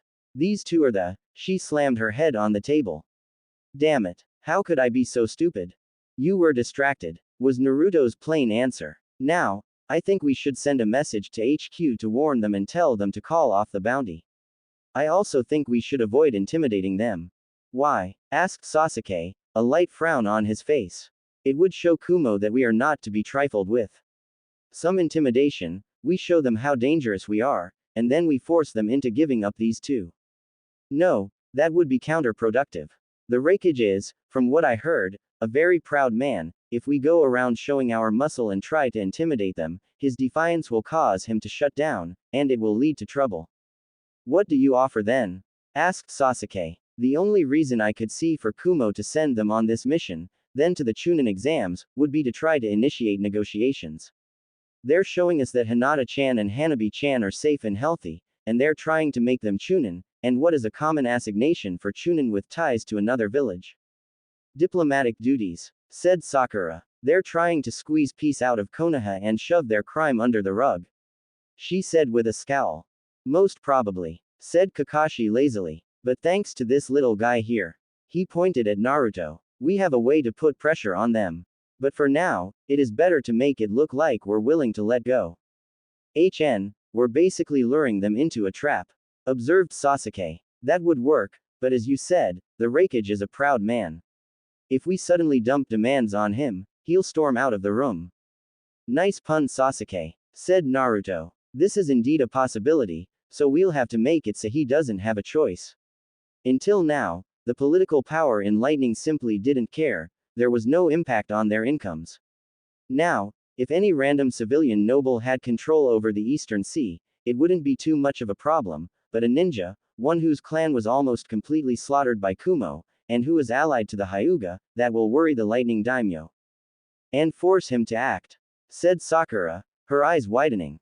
You plan to subtly threaten the Lightning Daimyo into forcing Kumo to give up the twins. That's not all, said Sasuke, looking at Naruto in a calculating way. You plan to take away Lightning's allies in frost and hot water. When he noticed Sakura looking at him in surprise, he explained. Frost's economy is focused on trade. Should Naruto decide to form a blockade, Frost would lose a tremendous amount of income. They'll have no choice but to choose Naruto over Lightning. If everything goes well, said Naruto, Frost and hot water won't have to make this choice. Kakashi looked at his students with pride.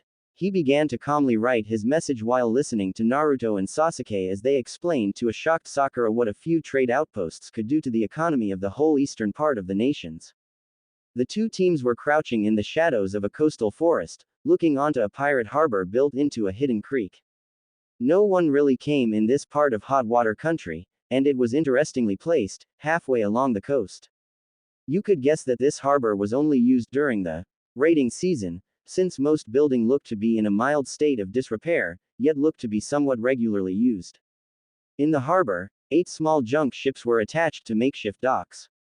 Ragged-looking men were walking in the open, singing quite badly, drinking songs, and quite evidently drunk. Hinata and Hanabi had taken a look at the records, marking on the map all the emplacement of all the towns and ships attacked, and noticed that sometimes the pirates seemed to go back, yet were still on time, for a raid far lower on the coast. They had from this deduced that it was all a ploy to make people think they were attacked by a nomad fleet while they had a harbor hidden somewhere. From there, they had tried to determine which part of the coast would be the most likely to house said hidden harbor, and considering what they were currently seeing, they had succeeded. Good job, girls, murmured Yugito. The twins only smiled in answer. Kakashi gave them an appreciative nod. Good, now, how do we take care of them? Full-on assault or poisoning of their supplies? I would personally favor the second option, said Naruto. This harbor is quite a good location and would make a wonderful trade outpost, so I'd like to take the infrastructure, no matter how crappy, in a relatively good state.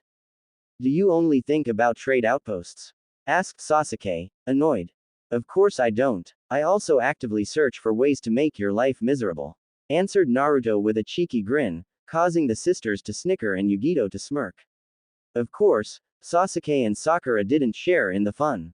Focus, said Kakashi. Poisoning also seems the best idea to me, but for other reasons. It would be the easiest way, but unless you stock some poison in your scroll Naruto, we'll have to go for the first solution. Are you shitting me? Asked an incredulous Hanabi. Just on the way here I saw a shitload of useful plants. 5 different brands for hemorrhagic poison, 3 neurotoxins and at least 2 paralytics. And that's not counting the 3 taste suppressors or the 2 plants with pollens usable to make the poison airborne. Sakura looked at Hanabi with a disturbed expression. You are sick. No, I'm perfectly fine, but once I'm done, they will be sick, to death. Maybe we should clarify the fields of specialty of our genin. Kakashi asked Yugito, making the blonde Jonin nod. Kakashi nodded to Sakura, prompting her to begin. Alright, I specialize in uselessness and loud screeching, quipped Naruto. Sakura clenched her fists in anger before talking through her teeth. In genjutsu and medical techniques. I specialize in ninjutsu and kenjutsu, said Sasuke. In brooding, added an ever-smiling Naruto, to the annoyance of his teammates and the amusement of the Kumo team. And last, but far from least, said Naruto, I specialize in bojutsu, fuinjutsu, a bit on ninjutsu, and also on snarky remarks and smartass behavior. Said the blonde with a bright smile, causing the twins to snicker. Alright, I specialize on kenjutsu and ninjutsu too, said Atsui. With a temperature fixation, deadpanned Hanabi. Anyway, I specialize mostly on ambush, trap making and tracking, with secondary focus on close combat, both with a short sword and a kunai, and hand to hand. I study botanic to increase my proficiency through the use of poison. I focus on tracking and disabling targets, said Hinata. I also trained as a chakra sensor, but my main strength is in taijutsu, with a secondary focus on long-range lightning jutsu. I also have basic training in medical ninjutsu. Kakashi nodded. So, you have a tracking, capture and assassination team with a heavy hitter added in just in case things go out of hand, while I have an assault team. That ought to be interesting. Hinata perked up and activated her Byakugan. 5 ships coming, pirates, they seem to have taken prisoners this time. They'll be here in 2 hours. Kakashi swore under his breath. Yugito seemed to think for a bit. Kakashi-san, do you know the shadow clone technique? Hanabi will need to work fast and she'll need to have all the ingredients brought to her at once. Kakashi nodded, and just as he summoned 5 clones, Naruto summoned 20. The more the merrier. So, what do we need to look for? Hanabi smiled wickedly. The pirates were still blissfully drunk when a light yellow cloud settled over the town. They didn't pay it any mind. Clouds of pollen were relatively common with the amount of plants in the area. When a few of them began to cough, they didn't really worry either, neither did they when 2 or 3 fell, gurgling, in a puddle of thick liquid. It was common for them to throw up. However, when they all began to cough out blood, they began to worry and even panic when they realized they were all dying. But it was too late, and they died before they could do anything. An unnatural breeze swept across the town, sending the cloud in the upper parts of the atmosphere before 8 figures landed among the decimated pirates. The poison will lose all potency in the next 3 hours, unless it goes into a rain cloud and falls in someone's mouth before the time is up, it will do no damage, said Hanabi. Sasuke looked around the port, honestly ticked off. That wasn't a way of fighting worthy of an Uchiha, they had died without even having a chance to survive, without a chance to fight.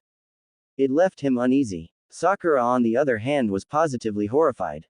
She couldn't look away from the fear-stricken faces of the dead pirates, their faces frozen in expressions of pain and fright, their empty eyes boring into her very soul accusatingly. Her breathing picked up, her eyes were wide, darting from one body to another. Suddenly, a hand on her shoulder forced her to look away and into the eye of her teacher. Sakura, death is a reality of our trade and it can be messy like now. Breathe deeply, and remember that they deserved it. They killed and raped innocent villagers for years, and now they paid for it. All right. Sakura nodded weakly, and tried to get a grip of herself. It was glaringly obvious that Kakashi would have to talk to her later on, but right now they didn't have time. Sakura looked at Hanabi with a slight twinge of fear. What did you put in the pea poison? 2/5 of hemorrhagic poison to kill, 2/5 of neurotoxins to reduce their movement and numb them, and 1/5 of paralytic to stop thoracic movement, thus ensuring maximum accumulation of blood in the lungs. Since the poison was airborne, the lungs were the first affected, they drowned in their own blood. Said Hanabi dispassionately, looking at the bodies with clinical interest. If it can comfort you, the neurotoxins also destroyed their nerves in their lungs, they didn't suffer much. It seems to be especially effective, sensei. Would it be possible to harvest some more plants? If possible, I'd like to have some seeds to set up a garden and make some spare poison. Yugito nodded, but a small frown was on her face. Hanabi, Hinata, you seem to take this awfully well. Why should we give any importance to their lives? Asked Hinata calmly, looking at the bodies in slight disgust.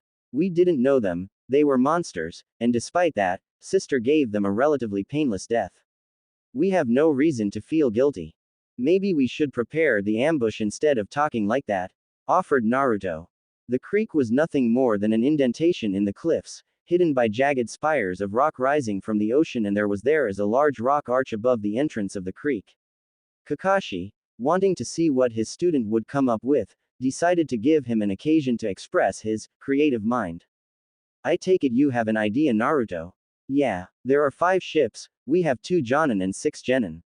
Each Jonin takes a ship, the last 3 ships are spread between the Genin in teams of 2. Placing the sisters together seems quite obvious, and I would advise either me or Sasuke with Sakura, and the last with Atsui-san. Are you calling me weak?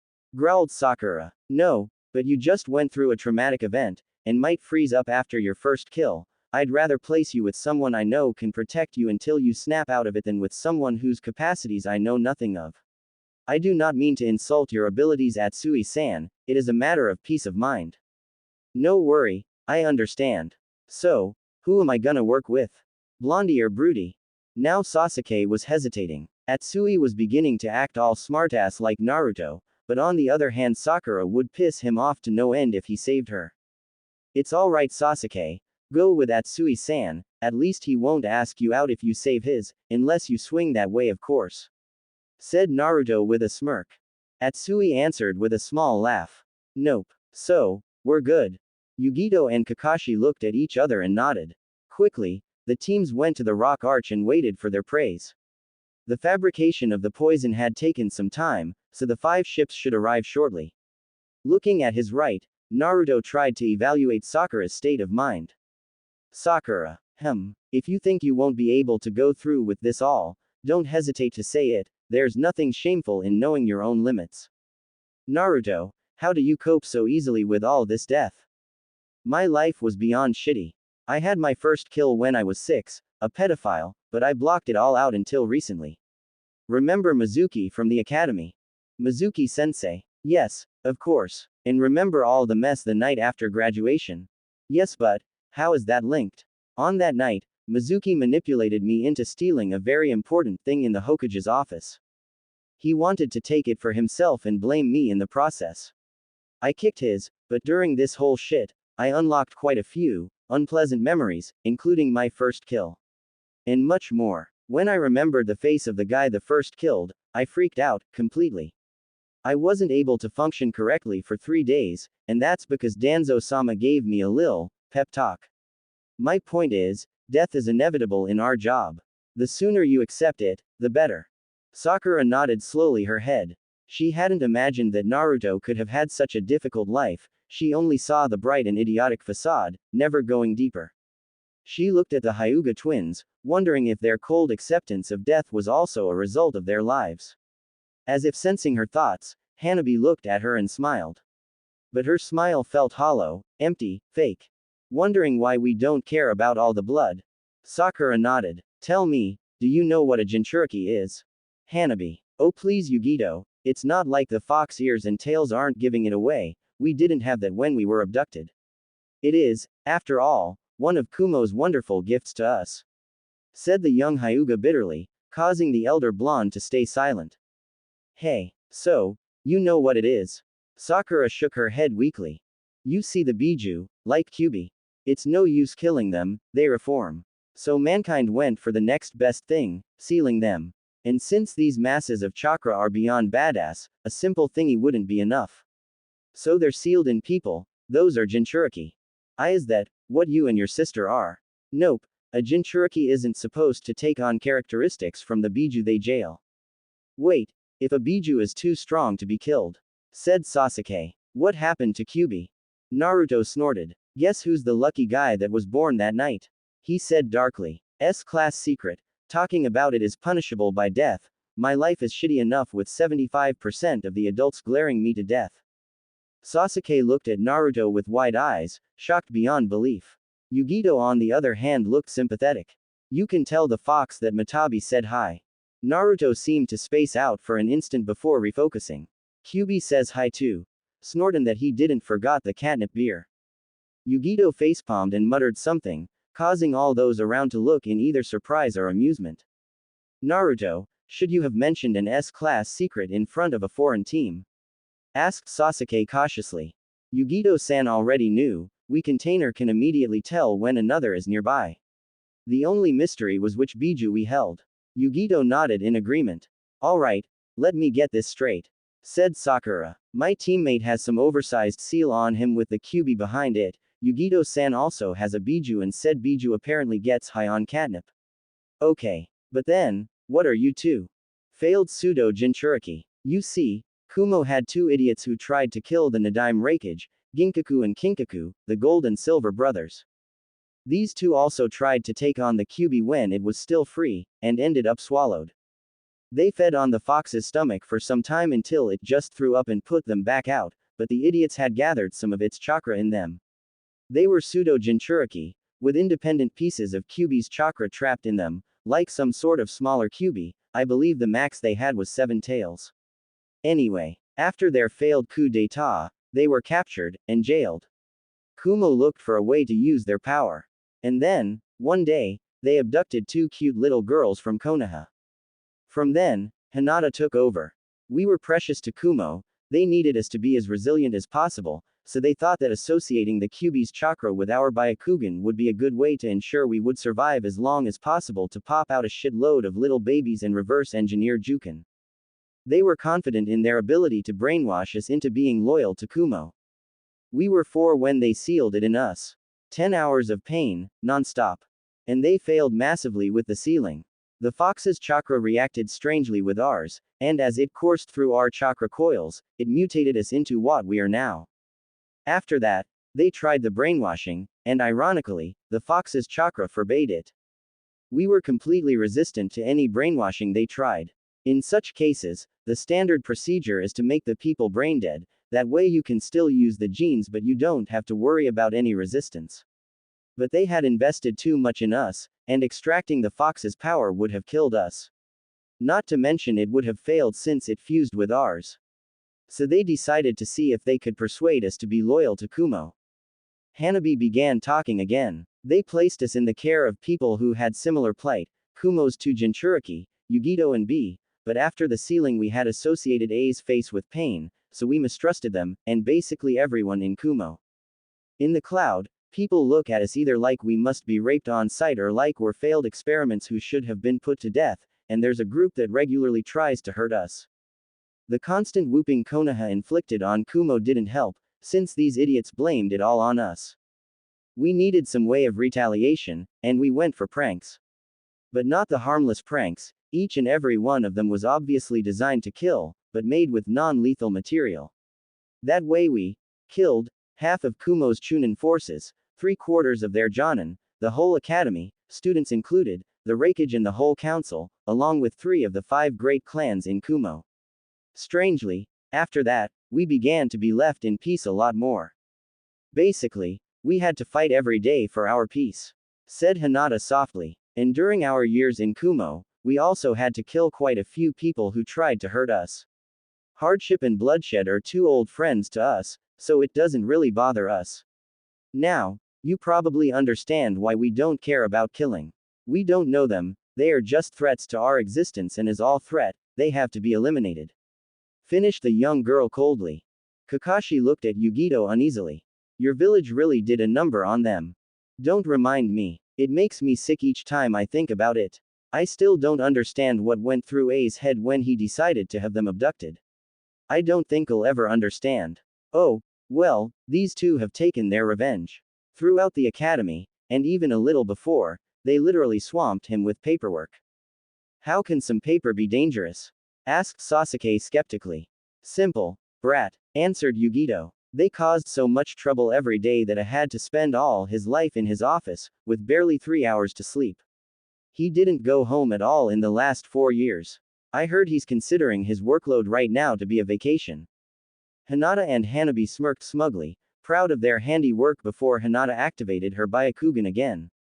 They're almost there. They lapsed into silence, waiting for the ships to appear.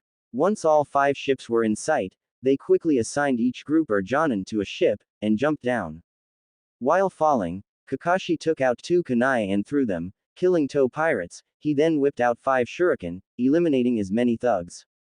The ship was quite small, he had already eliminated half of the crew. Landing nimbly on the deck, he darted toward the nearest pirate, smashing his throat with his fist before throwing 2 new kunai, killing 2 men and throwing them into the waters. One of the 4 survivors charged him with his sword raised high, screaming a wordless battle cry. Kakashi simply hit him in the jaw before tearing his sword from his grasp and slamming it in his guts with enough force to send the man flying off the ship when he let go of the handle. Kakashi jumped high to avoid a knife thrust, landing on the wielder's neck with all his weight, snapping it instantly. Kakashi looked at the 2 cowering survivors for a moment, before slamming his foot on the deck, causing both of the knives of his latest victim to fly off and into his palms, then threw them at the 2 pirates' faces. Yugito enlarged her fingernails, turning them into sharp claws, and landed nimbly on the ship's stern before darting forward. Channeling lightning chakra into her claws, she beheaded the apparent captain and one of his men, delivered a spinning kick to a man's jaw, not paying attention to the wet crack that followed, before gazing across the ship. 12. Retracting her claws, she dug in her pouch, taking out 4 kunai and throwing them, each knife finding a different target. Dashing forward again, she elongated her claws again and bisected 2 more pirates before spinning around an axe slash, slashing open the throat of the man as she finished spinning. As her rotation ended, she darted towards the last 5 pirates, huddled together in hope that number would save them. It did the opposite. With 3 passes of her claws, they laid on the deck, mangled and bloody remains. Looking at the other ships, she smiled. The battle was ending. Hinata and Hanabi left the rocky surface of the arch with a massive push, summoning to the surface the wilder part of their chakra. Their features became more feral, their eyes narrowed, their small fangs grew a bit and their nails darkened and sharpened. Landing on the bow of the ship, they startled the pirates. Dashing forward, Hinata delivered a chakra-enhanced kick to the face of the closest pirate, breaking his neck, while Hanabi unsheathed the short sword strapped to her back and slashed open the throat of another. Hinata jumped high and Hanabi ran low. Hanabi threw her sword into the heart of a pirate before jumping at head height and driving her palm into another's face, sending a burst of her unusually potent chakra to liquefy the man's brain. Hinata fell into a cluster of 3 men, lashing out before she even reached the ground. One strike hit a man's head, killing him on the spot. Another turned a heart into a piece of charred flesh, and her last strike obliterated both of her victims' lungs. All 3 fell to the ground, the last one holding his chest, not understanding why he couldn't breathe anymore. Hinata threw 3 kunai, killing 3 pirates and covering her sister's advance. As Hanabi passed near the body of the man with her sword in his chest, she grabbed the handle and pulled it out, never slowing down. As she reached the three survivors, she ducked under a clumsy sword strike before driving her blade into the man's skull. Spinning to free her weapon, she brought it down on another's knee, cutting it clean. As the man fell, screaming, she carved his neck in two before kicking the handle of his knife, still in midair, sending it into the last man's head.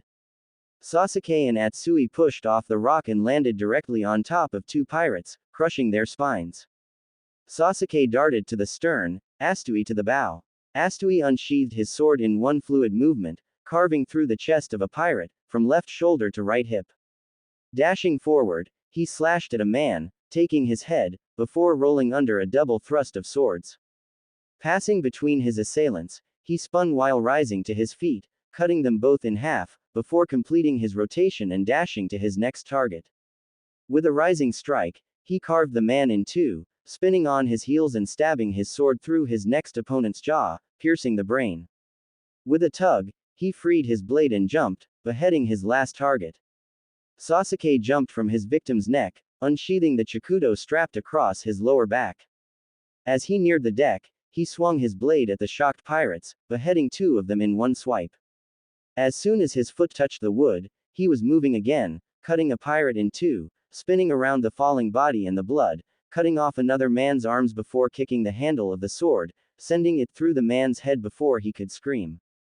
Sasuke looked at the three survivors, among which was the captain. Moving faster than they could react, he charged them, taking out two shuriken and throwing them, killing the two goons while he jumped past the captain. As he landed, the man's head fell from his shoulders. Atsui and Sasuke looked at one another from across the ship, and smirked. Sakura breathed deeply as she fell to battle, closed her eyes, and locked herself away. When she reopened her eyes, all that remained was logic, and one objective: kill the targets. Cocking her fist back, she swung it at a fast-approaching pirate, hitting his jaw with devastating force and sending him flying off the ship. Twisting, she placed her feet on the deck, landing softly. Naruto landed too and darted forward, unsheathing his blades in a cross-slashing movement, cutting a pirate into four separate parts. Darting forward, the two genin met three pirates. Sakura jumped, delivering a chakra-enhanced kick to the man's face, sending him flying across the ship, shards of bone and droplets of blood trailing after him. Naruto joined his blades into his staff and spun, cutting his enemy's legs with one blade and his neck with the other.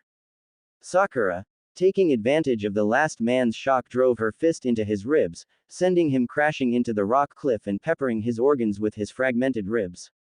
Charging forward, the two teens exploited their opponents' horror and fear to its fullest. Naruto, being faster, threw himself in the middle of the fight, spinning wildly, beheading a man, cutting another one in two and slashing open the chests of two others, causing them to cough blood and choke, leaving them open for Sakura's devastating punches. The two men took the attack straight in their solar plexuses, but there was such strength behind the strike that their chests simply caved in and their backs exploded, sending a gory shrapnel of ribs and vertebrae bits to pepper the four survivors. Naruto charged forward, his staff spinning, and took two more heads before stabbing a man in the heart. The last man tried to leave, running to the bow to jump in the waters, but Sakura took a sword laying on the deck, threw it lightly in the air and slammed her fist in the butt of the handle, sending the sword sailing at high speed into the man's back, across the creek, and nailing the criminal to a wall of the harbor. Looking at the other ships, the ninja saw that the battle had ended. 30 seconds was all it took, but all 5 ships were now under their control. After a last inspection of each ship, it was confirmed that all pirates had been killed. The 5 ships had been guided to the port and the prisoners freed and fed. Kakashi and Yugito went to a nearby village to ask for help to evacuate the captured villagers, leaving the genin to watch over them. Naruto looked at the families, huddled together, hugging each other, crying in joy, reveling in the knowledge that their loved ones were safe.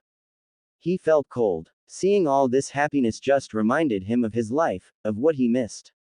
He wondered, yet again, what it would feel like to have parents, even just one, just to have someone to love him unconditionally.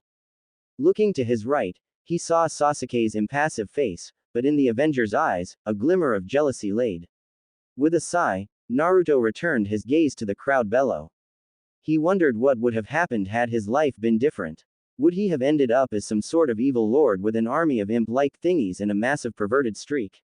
Nah, I'm thinking too much into that. Hinata suddenly landed near them, surprising them a bit. 4 ships coming, completely full of people. Kakashi-san and Yugito-sensei are with them. Looks like our mission will soon be over. Naruto nodded and summoned some clones to tell the families below that their ticket back to a normal life was coming their way. Sarutobi Hiruzen was a calm man, but what he was reading was beyond shocking. He snapped his fingers, causing an Anbu to appear. Bring me Hyuga Hiyashi. Yugito and Kakashi were sitting on the bow of a ship. Behind them a group of sailors and fishermen were waiting to reach the harbor to take control of the pirate ships and bring back to the mainland the stolen goods and abducted people. Yugito looked at Kakashi, trying to assess him, and overall failing. She knew he was good, very good, one of Konoha's best, but he just gave off the impression of a lazy idiot who left one of his students do all the work. Kakashi-san, I noticed you give a lot of power to Naruto. Why, yes, you wouldn't believe how fun life can be with this kid. He's probably the only person that could try to paint a room with a bucket of paint and an explosive tag and actually succeed. Yes, he did. An exploding tag. That's insane. How did he not ruin the room? It was low power. Even so, the shards of the bucket should have pierced the walls. Yes, that's what shocked me. Not only were the walls perfectly painted, but the bucket was also intact. For the life of me, I can't guess how he did that, said Kakashi, looking up from his book with a puzzled look in his eye. And he's being mean and refuses to tell me, said the elite Jonin with a pout in his voice, and if the deformation of his mask was anything to go by, on his lips as well. Back on topic. Sigh, in short, you give him that much power for fun. Not exactly. I believe he'll make a fine leader later on, so by letting him take the initiative, I give him the opportunity to gather experience. I'll only step in when I feel his plan won't be good enough, though that didn't happen yet. Do you do the same with the Uchiha? I would if he took the initiative more often, but he doesn't. I guess I'll have to talk to him about it eventually. Maybe later. He doesn't really seem to be ready to me. Are you talking about his tendency to glare at anything that even remotely offends him? That and more. You'll see what I mean if you stick around long enough. It's just a tad bit too complicated to put in words. When the ships entered the harbor, they saw the prisoners organized neatly on the docks and the genin spread out across the roofs, keeping watch. Yugito nodded in satisfaction. They did their job well. Of course they did, they were well trained. At least, mine were, said Kakashi with a teasing smirk. Screw you, Hataki, answered a slightly amused Yugito. The ships docked and the sailors quickly spread between the pirate ships while the refugees boarded. The fleet left the harbor after Naruto carefully noted the place on the map. They reached the closest village in barely a few hours, but the night was already falling. All the shinobi were gathered on one ship, relaxing, talking or thinking. Sakura was at the bow, looking at the approaching village, a distant and almost dead expression on her face. She turned her head when she heard someone sit next to her, and noticed it was Naruto. Looking around, she saw the Hyuga sisters talking animatedly and noting things on a paper sheet, Sasuke and Atsui relaxing and talking about something. Noticing the slight smile on Sasuke's face and the fact he seemed to take Atsui's words into consideration, Kakashi and Yugito were also relaxing, leaning against the railing of the ship and reading identical orange books. How? Naruto hummed in surprise. He had expected to be the one to begin the conversation, but it could work that way too. How do you all deal with death so easily? Well, no need mentioning the Jonin and you know for Hina-chan and Hana-chan. For Sasuke, after the Uchiha massacre, he probably spent hours thinking about killing his brother for slaughtering his clan, so he had years to get used to the idea of killing. The actual act didn't really bother him because of that. And you? Asked Sakura after a moment of silence. I'm complicated, said Naruto with a bitter smile. You heard people call me Kitsune, right? Well, that was the mask I choose in the Gauntlet, an underground arena built by Danzo-sama. He takes promising students and trains them while keeping them in the normal circuit. The thing is, for a long time, Kitsune and Naruto were two different people. Sakura looked at him with wide eyes. Why, you mean to tell me that you have double personality disorder? Quote. Had. Not anymore. Kitsune and the old Naruto began to merge during the Mizuki incident, and the merging finished the night we left Guy's team. Sakura nodded her head in acceptance. Is that why you were so snappy and unstable during the first month of the team? Yeah, the two merging personalities were basically opposites. Naruto was completely positive, happy-go-lucky, slightly dumb and with absolutely no focus. Kitsune was focused, talented, ruthless and had murderous tendencies. The merging didn't go so smoothly at first and I could shift from one mindset to the other in a matter of seconds. Kitsune had a deep-seated hatred of you, so that's why I was so cold and demeaning. Why did he hate me? Probably had something to do with your numerous gifts to me in the form of concussions. Sakura looked at him wide-eyed, horrified that she had actually done that. But, if I hurt you, why didn't you say anything? Several reasons. First, I healed so fast I didn't have time to worry about it, I just thought it was some small headache that disappeared soon. Second, my old dumb self didn't know that people aren't supposed to heal that fast, so it didn't strike him as uncommon. And third, he had a crush on you and would have died sooner than cause you trouble. Sakura nodded her head slowly, remorse visible in her eyes. Now, you asked how I dealt with death so easily, I believe. Well, I don't. Those guys weren't my first kills, but it still shakes me quite a bit, so I rationalize.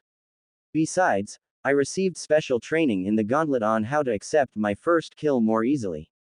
Silence fell between the two as Sakura pondered his words. She accepted the truth for what it was. These men were filth and deserved to die, and at least she didn't have to look in their eyes as they died. Once she looked at the situation from a rational point of view, she immediately began to feel better. Looking at her teammate, she realized she didn't know anything about him. She had assumed that, despite the changes, he was still the dumb idiot from the academy, and only now did she realize how wrong she had been. You were right, she said softly. Naruto answered with a cocky smile. Yeah, I often am, he said, causing Sakura to snort. So, you doing better now? He asked more seriously. Yeah, but I wasn't only talking about that. You were right, I was a complete and stupid fangirl. Old habits die hard, but I'll try to change, I have to. Naruto nodded in approval. You're growing up. Why did you say 75% of the adults hate you? Hokage-sama must have had Shinobi explain your situation, right? So why do they hate you? Do they see you as the Kyuubi reborn? No, the village isn't populated by retards. The few people who actually saw me as the Kyuubi reborn were dealt with extremely fast. They hate me because I am a reminder. When they think of me, they think of the Kyuubi, and what they lost because of it. They hate the fact they cannot forget this pain. My only option is to make it so when they think of me they stop thinking of something else, to make them think of me as a human being, a person. Whirlpool is a way to do that, becoming Hokage was one too. Naruto looked up into the darkening sky. There's another problem. A Jinchuriki can be an extremely powerful being. A good example would be Han of the steam armor of Iowa. He is one of the strongest ninja alive, strong enough to fight the Yondaime Hokage to a stalemate. What? He is that powerful. Yeah, and he only got the Gobi. He must be Tsuchikage if he is so strong. Nope. That's the trick. We are also seen as time bombs ready to explode, and because of that we are ostracized. Han hates Iowa with a passion, he loathed the rock, and has for a very long time, so they placed a seal on him to forbid him from attacking Iowa shinobi. Anyone else is free game. Loyalty is always a tricky issue. Sakura nodded, beginning to understand a bit more. So, you're both a risk and an asset to Konoha. If so, why would they allow you to be mistreated? Or why didn't they train you early on? A Jinchuriki isn't your classic ninja, emotions play a big role. If you feel isolated, you begin to give in, and with a container, the results can be disastrous, so the old man tried to give me a normal childhood and the occasion to make friends. Didn't work so well. Kiba became an Shikamaru is too lazy to stick up for me, and Choji is way too insecure about his weight to defend me without being afraid of being ridiculed too. Why not try with other people? I'm pretty sure Shino would have understood. That's where it gets funny. To make sure my childhood was normal, I wasn't even told about the Kyuubi in my guts, and I had to find out the hard way. So, for the longest time, I saw Shino as creepy, even if I felt kinship because of his loneliness, so I didn't talk to him, and ended up lonely myself. As for the others, well, you know just how popular I've always been. Sakura frowned. She remembered all too well. Then something struck her. Naruto had no reason whatsoever to be nice to her, she had been a bitch from day one to him. Why are you helping me? Or being so honest to me? Because, like it or not, we're a team. If you know a bit more about me, maybe you can understand how I work and the team will only get better. Then, you are one of my comrades, so I have to help you mature faster. I don't think we've ever been friends, and I'm not sure we can ever be, but at least we can respect each other, especially now that you dropped the fangirl thing. Sakura nodded. After a few minutes of silence, Naruto looked around and saw something that made him smile. Hey, Sasuke, Atsui. Everyone turned to look at Naruto, then at the two, and noticed the two swords boys had each other's swords in hand and were talking about the blades and comparing their qualities. Well, before Naruto interrupted, now they just had their hands on the blades. Two boys caressing each other's sword, something you wanna tell us? Said Naruto with a teasing smile. Sakura repressed a snort, Hanabi snorted loudly, Hinata left out a giggle, Kakashi raised an eyebrow, a spark of amusement in his eye, and Yugito smirked. Atsui and Sasuke remained impassive, then looked at each other in the eyes, before grabbing the back of the other's head and kissing wildly. That stopped everyone. They quickly separated and looked at Naruto. Sasuke smirked while Atsui burst into laughter with a loud, gotcha. Then, Sakura surprised everyone. Ooh-yeeaah. She screamed with wide eyes to take in the scene better, a massive perverted smile and the mother of all nosebleed. A second round of laughter followed, with only Sasuke not joining in. In fact, the Uchiha heir paled considerably when he realized he had just given wet dream material to one of his fiercest fangirls. Brother, does this count as a miserable life? Naruto opened his eyes to find himself in the sewers where he met Kyuubi for the first time, and in front of him was said Biju, still behind the bars of his jail. Only, the fox was grinning like a like a mad fox. Looking around, he saw Hinata and Hanabi looking around in surprise, before their gaze fell on him. Naru-kun, what the heck? One moment we're going to sleep, the next we're here. Said Hanabi. Well, I can't really explain. It seems that your connection to Kyuubi here, he said, pointing at the fox, allowed him to pull you in my mindscape, so I think it's safe to say that he is the cause for those blurry dreams we shared. Correct, young one. Now, I have been trying to pull those two here for quite some time, but only succeeded tonight. It is good, for we have a lot to discuss. Yeah, for instance, what are you going to do about them? You said we'd see once we met those two presences you were talking about, and I guess they are Hina-chan and Hana-chan. So, what course of action? Well, now that we are closer, I could study more the way their chakra reacts. It is quite interesting. How so, Kyuubi-sama? Asked Hinata politely. Kyuubi nodded appreciatively at the young girl's politeness. It seems that Kumo's attempt to turn you into pseudo-Jinchuriki had unforeseen consequences. Your usual chakra and mine partially fused, and it impacted your whole DNA. For the sake of clarity, I must ask, do you know of the different types of chakra? You mean the elemental affinities? Asked Hanabi, confused. No, not quite. At first, there were two types of energies. Natural energy and what you could call chaotic energy. While the first is quite passive and peaceful, the second was far more agitated. Natural energy still exists nowadays, though in very small quantities. Chotic energy on the other hand disappeared, or more accurately, transformed. So what? They're a nice energy and a bad energy? Asked Hanabi doubtfully. Ah, you misunderstand. Both were completely neutral from a moral point of view. It's just that chaotic energy was far more active. It couldn't just exist like that, so it slowly seeped into creatures and formed big pools of boiling energy. The two energies were incapable of melding at first, but sentient life changed that.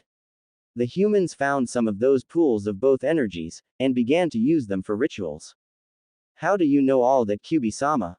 Are you a scholar? Asked Hinata in wonderment, cocking her head to a side. In a way, yes. I studied some of the human settlements before the time of my birth, and felt that there used to be huge amounts of energy nearby, so I drew the logical conclusions. Anyway, as I said, these pools were used for rituals that prefigured the use of chakra. I saw a few of those early altars along with remains of rituals around. But I digress, back on track. Through those rituals, the humans absorbed some of both energies, and began to mix them inside themselves before expelling them. In time, this caused a massive shift in the balance of both energies with the creation of a primitive chakra. And you were born from that shift? Asked Naruto curiously. Kyuubi chuckled. No kit, not yet. Several beings made of pure energy were born. One example would be Inari, the kami of harvests, or Susanoo. So yes, the kami do exist, they just don't act directly. They were mostly born from natural energy, with the Shinigami being an exception and being born mostly from chaotic energy and a slight mix of natural energy. There was only one being that was born from chaotic energy alone, the Jubi, the ever-shifting 10 tails, rumored to have twice as many forms. This creature was wild, destructive, and utterly impossible to control. The kami first trapped him in another realm, but foolish humans helped it escape. So, the kami decided that it had to be eliminated in the only way they knew could work, by forcibly melding it with natural energy.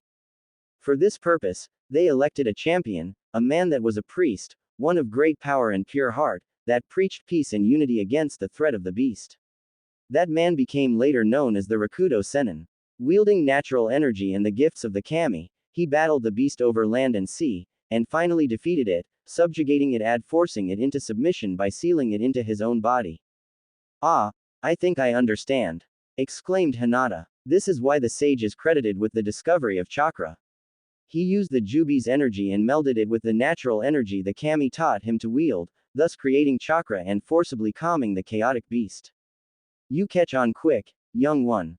Yes, that was the plan, but the Jubi's mind had been marked by chaos, and could not be appeased. And since the process didn't go fast enough, the sage had no choice but to reach out to others, to help him in his task.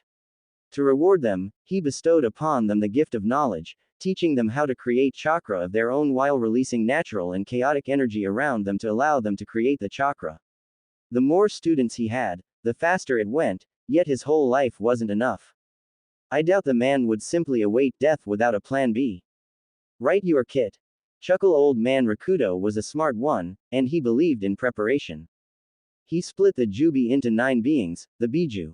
But, his death approaching, his control slipped, and we were born unequally gifted in both energies, and it impacted our minds. For instance, Shukaku, the Aikibi, had a massive amount of chaotic energy, and the result was a massively unstable mind. On the other hand, Son Goku, the Yanbi, was born with an excess of natural energy, giving him a meditative nature. I was one of them, and mere minutes after our birth, we had to see the one we considered our father die. It was sad, but we knew he had a good life. It is regrettable that his sons didn't put their differences aside and began fighting for leadership, because it was the first hit to the peace old man Rakudo had instated, and it only got worse from there. But that is for another time. I take it that chakra coils appeared later, somewhere along the line. Stated Hanabi.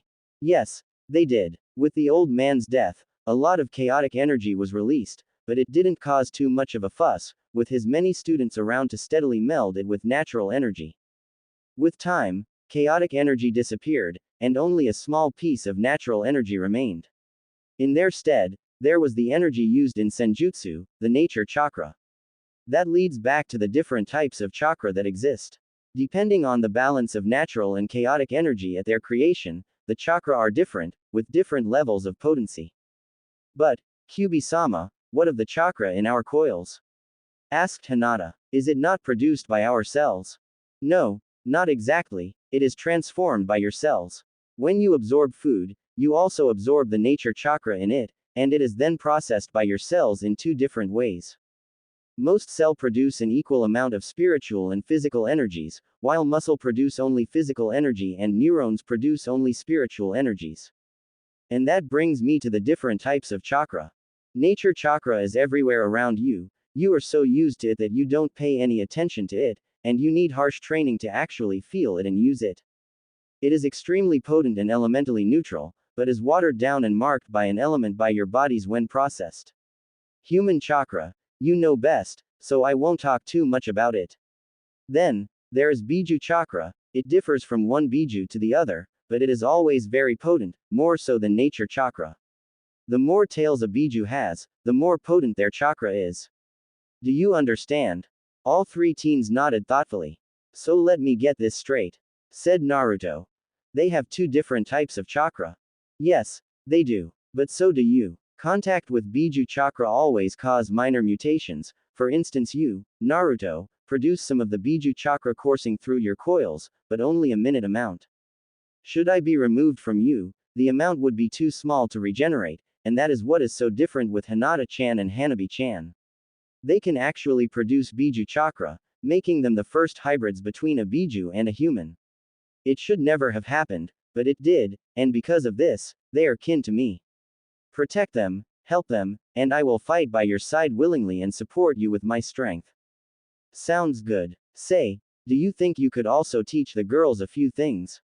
That would help a heck lot. QB smiled widely. Most certainly. What do you say, little ones? Heck yeah, sign me in. It would be a pleasure, QB-sama. Kurama. My name is Kurama. Alright, we'll remember it, Kurama. By the way, you said you were sealed in my mother previously. Is that why she appeared in our dreams a few times? That could be an explanation. I will have to explore this possibility. I can still sense her, but she is out of reach. Next time she visits your dreams, I will observe this more closely. Hopefully, I can get her out of her coma without you flaring my chakra or pouring it into her. We must be cautious on this. We don't want to harm her or cause a village-wide uprising. Yes, I see what you mean. Kurama, thank you. Thank me when your mother will be holding you, Kit. Now, let us begin our lessons. First, a little change of scenery would be most appreciated.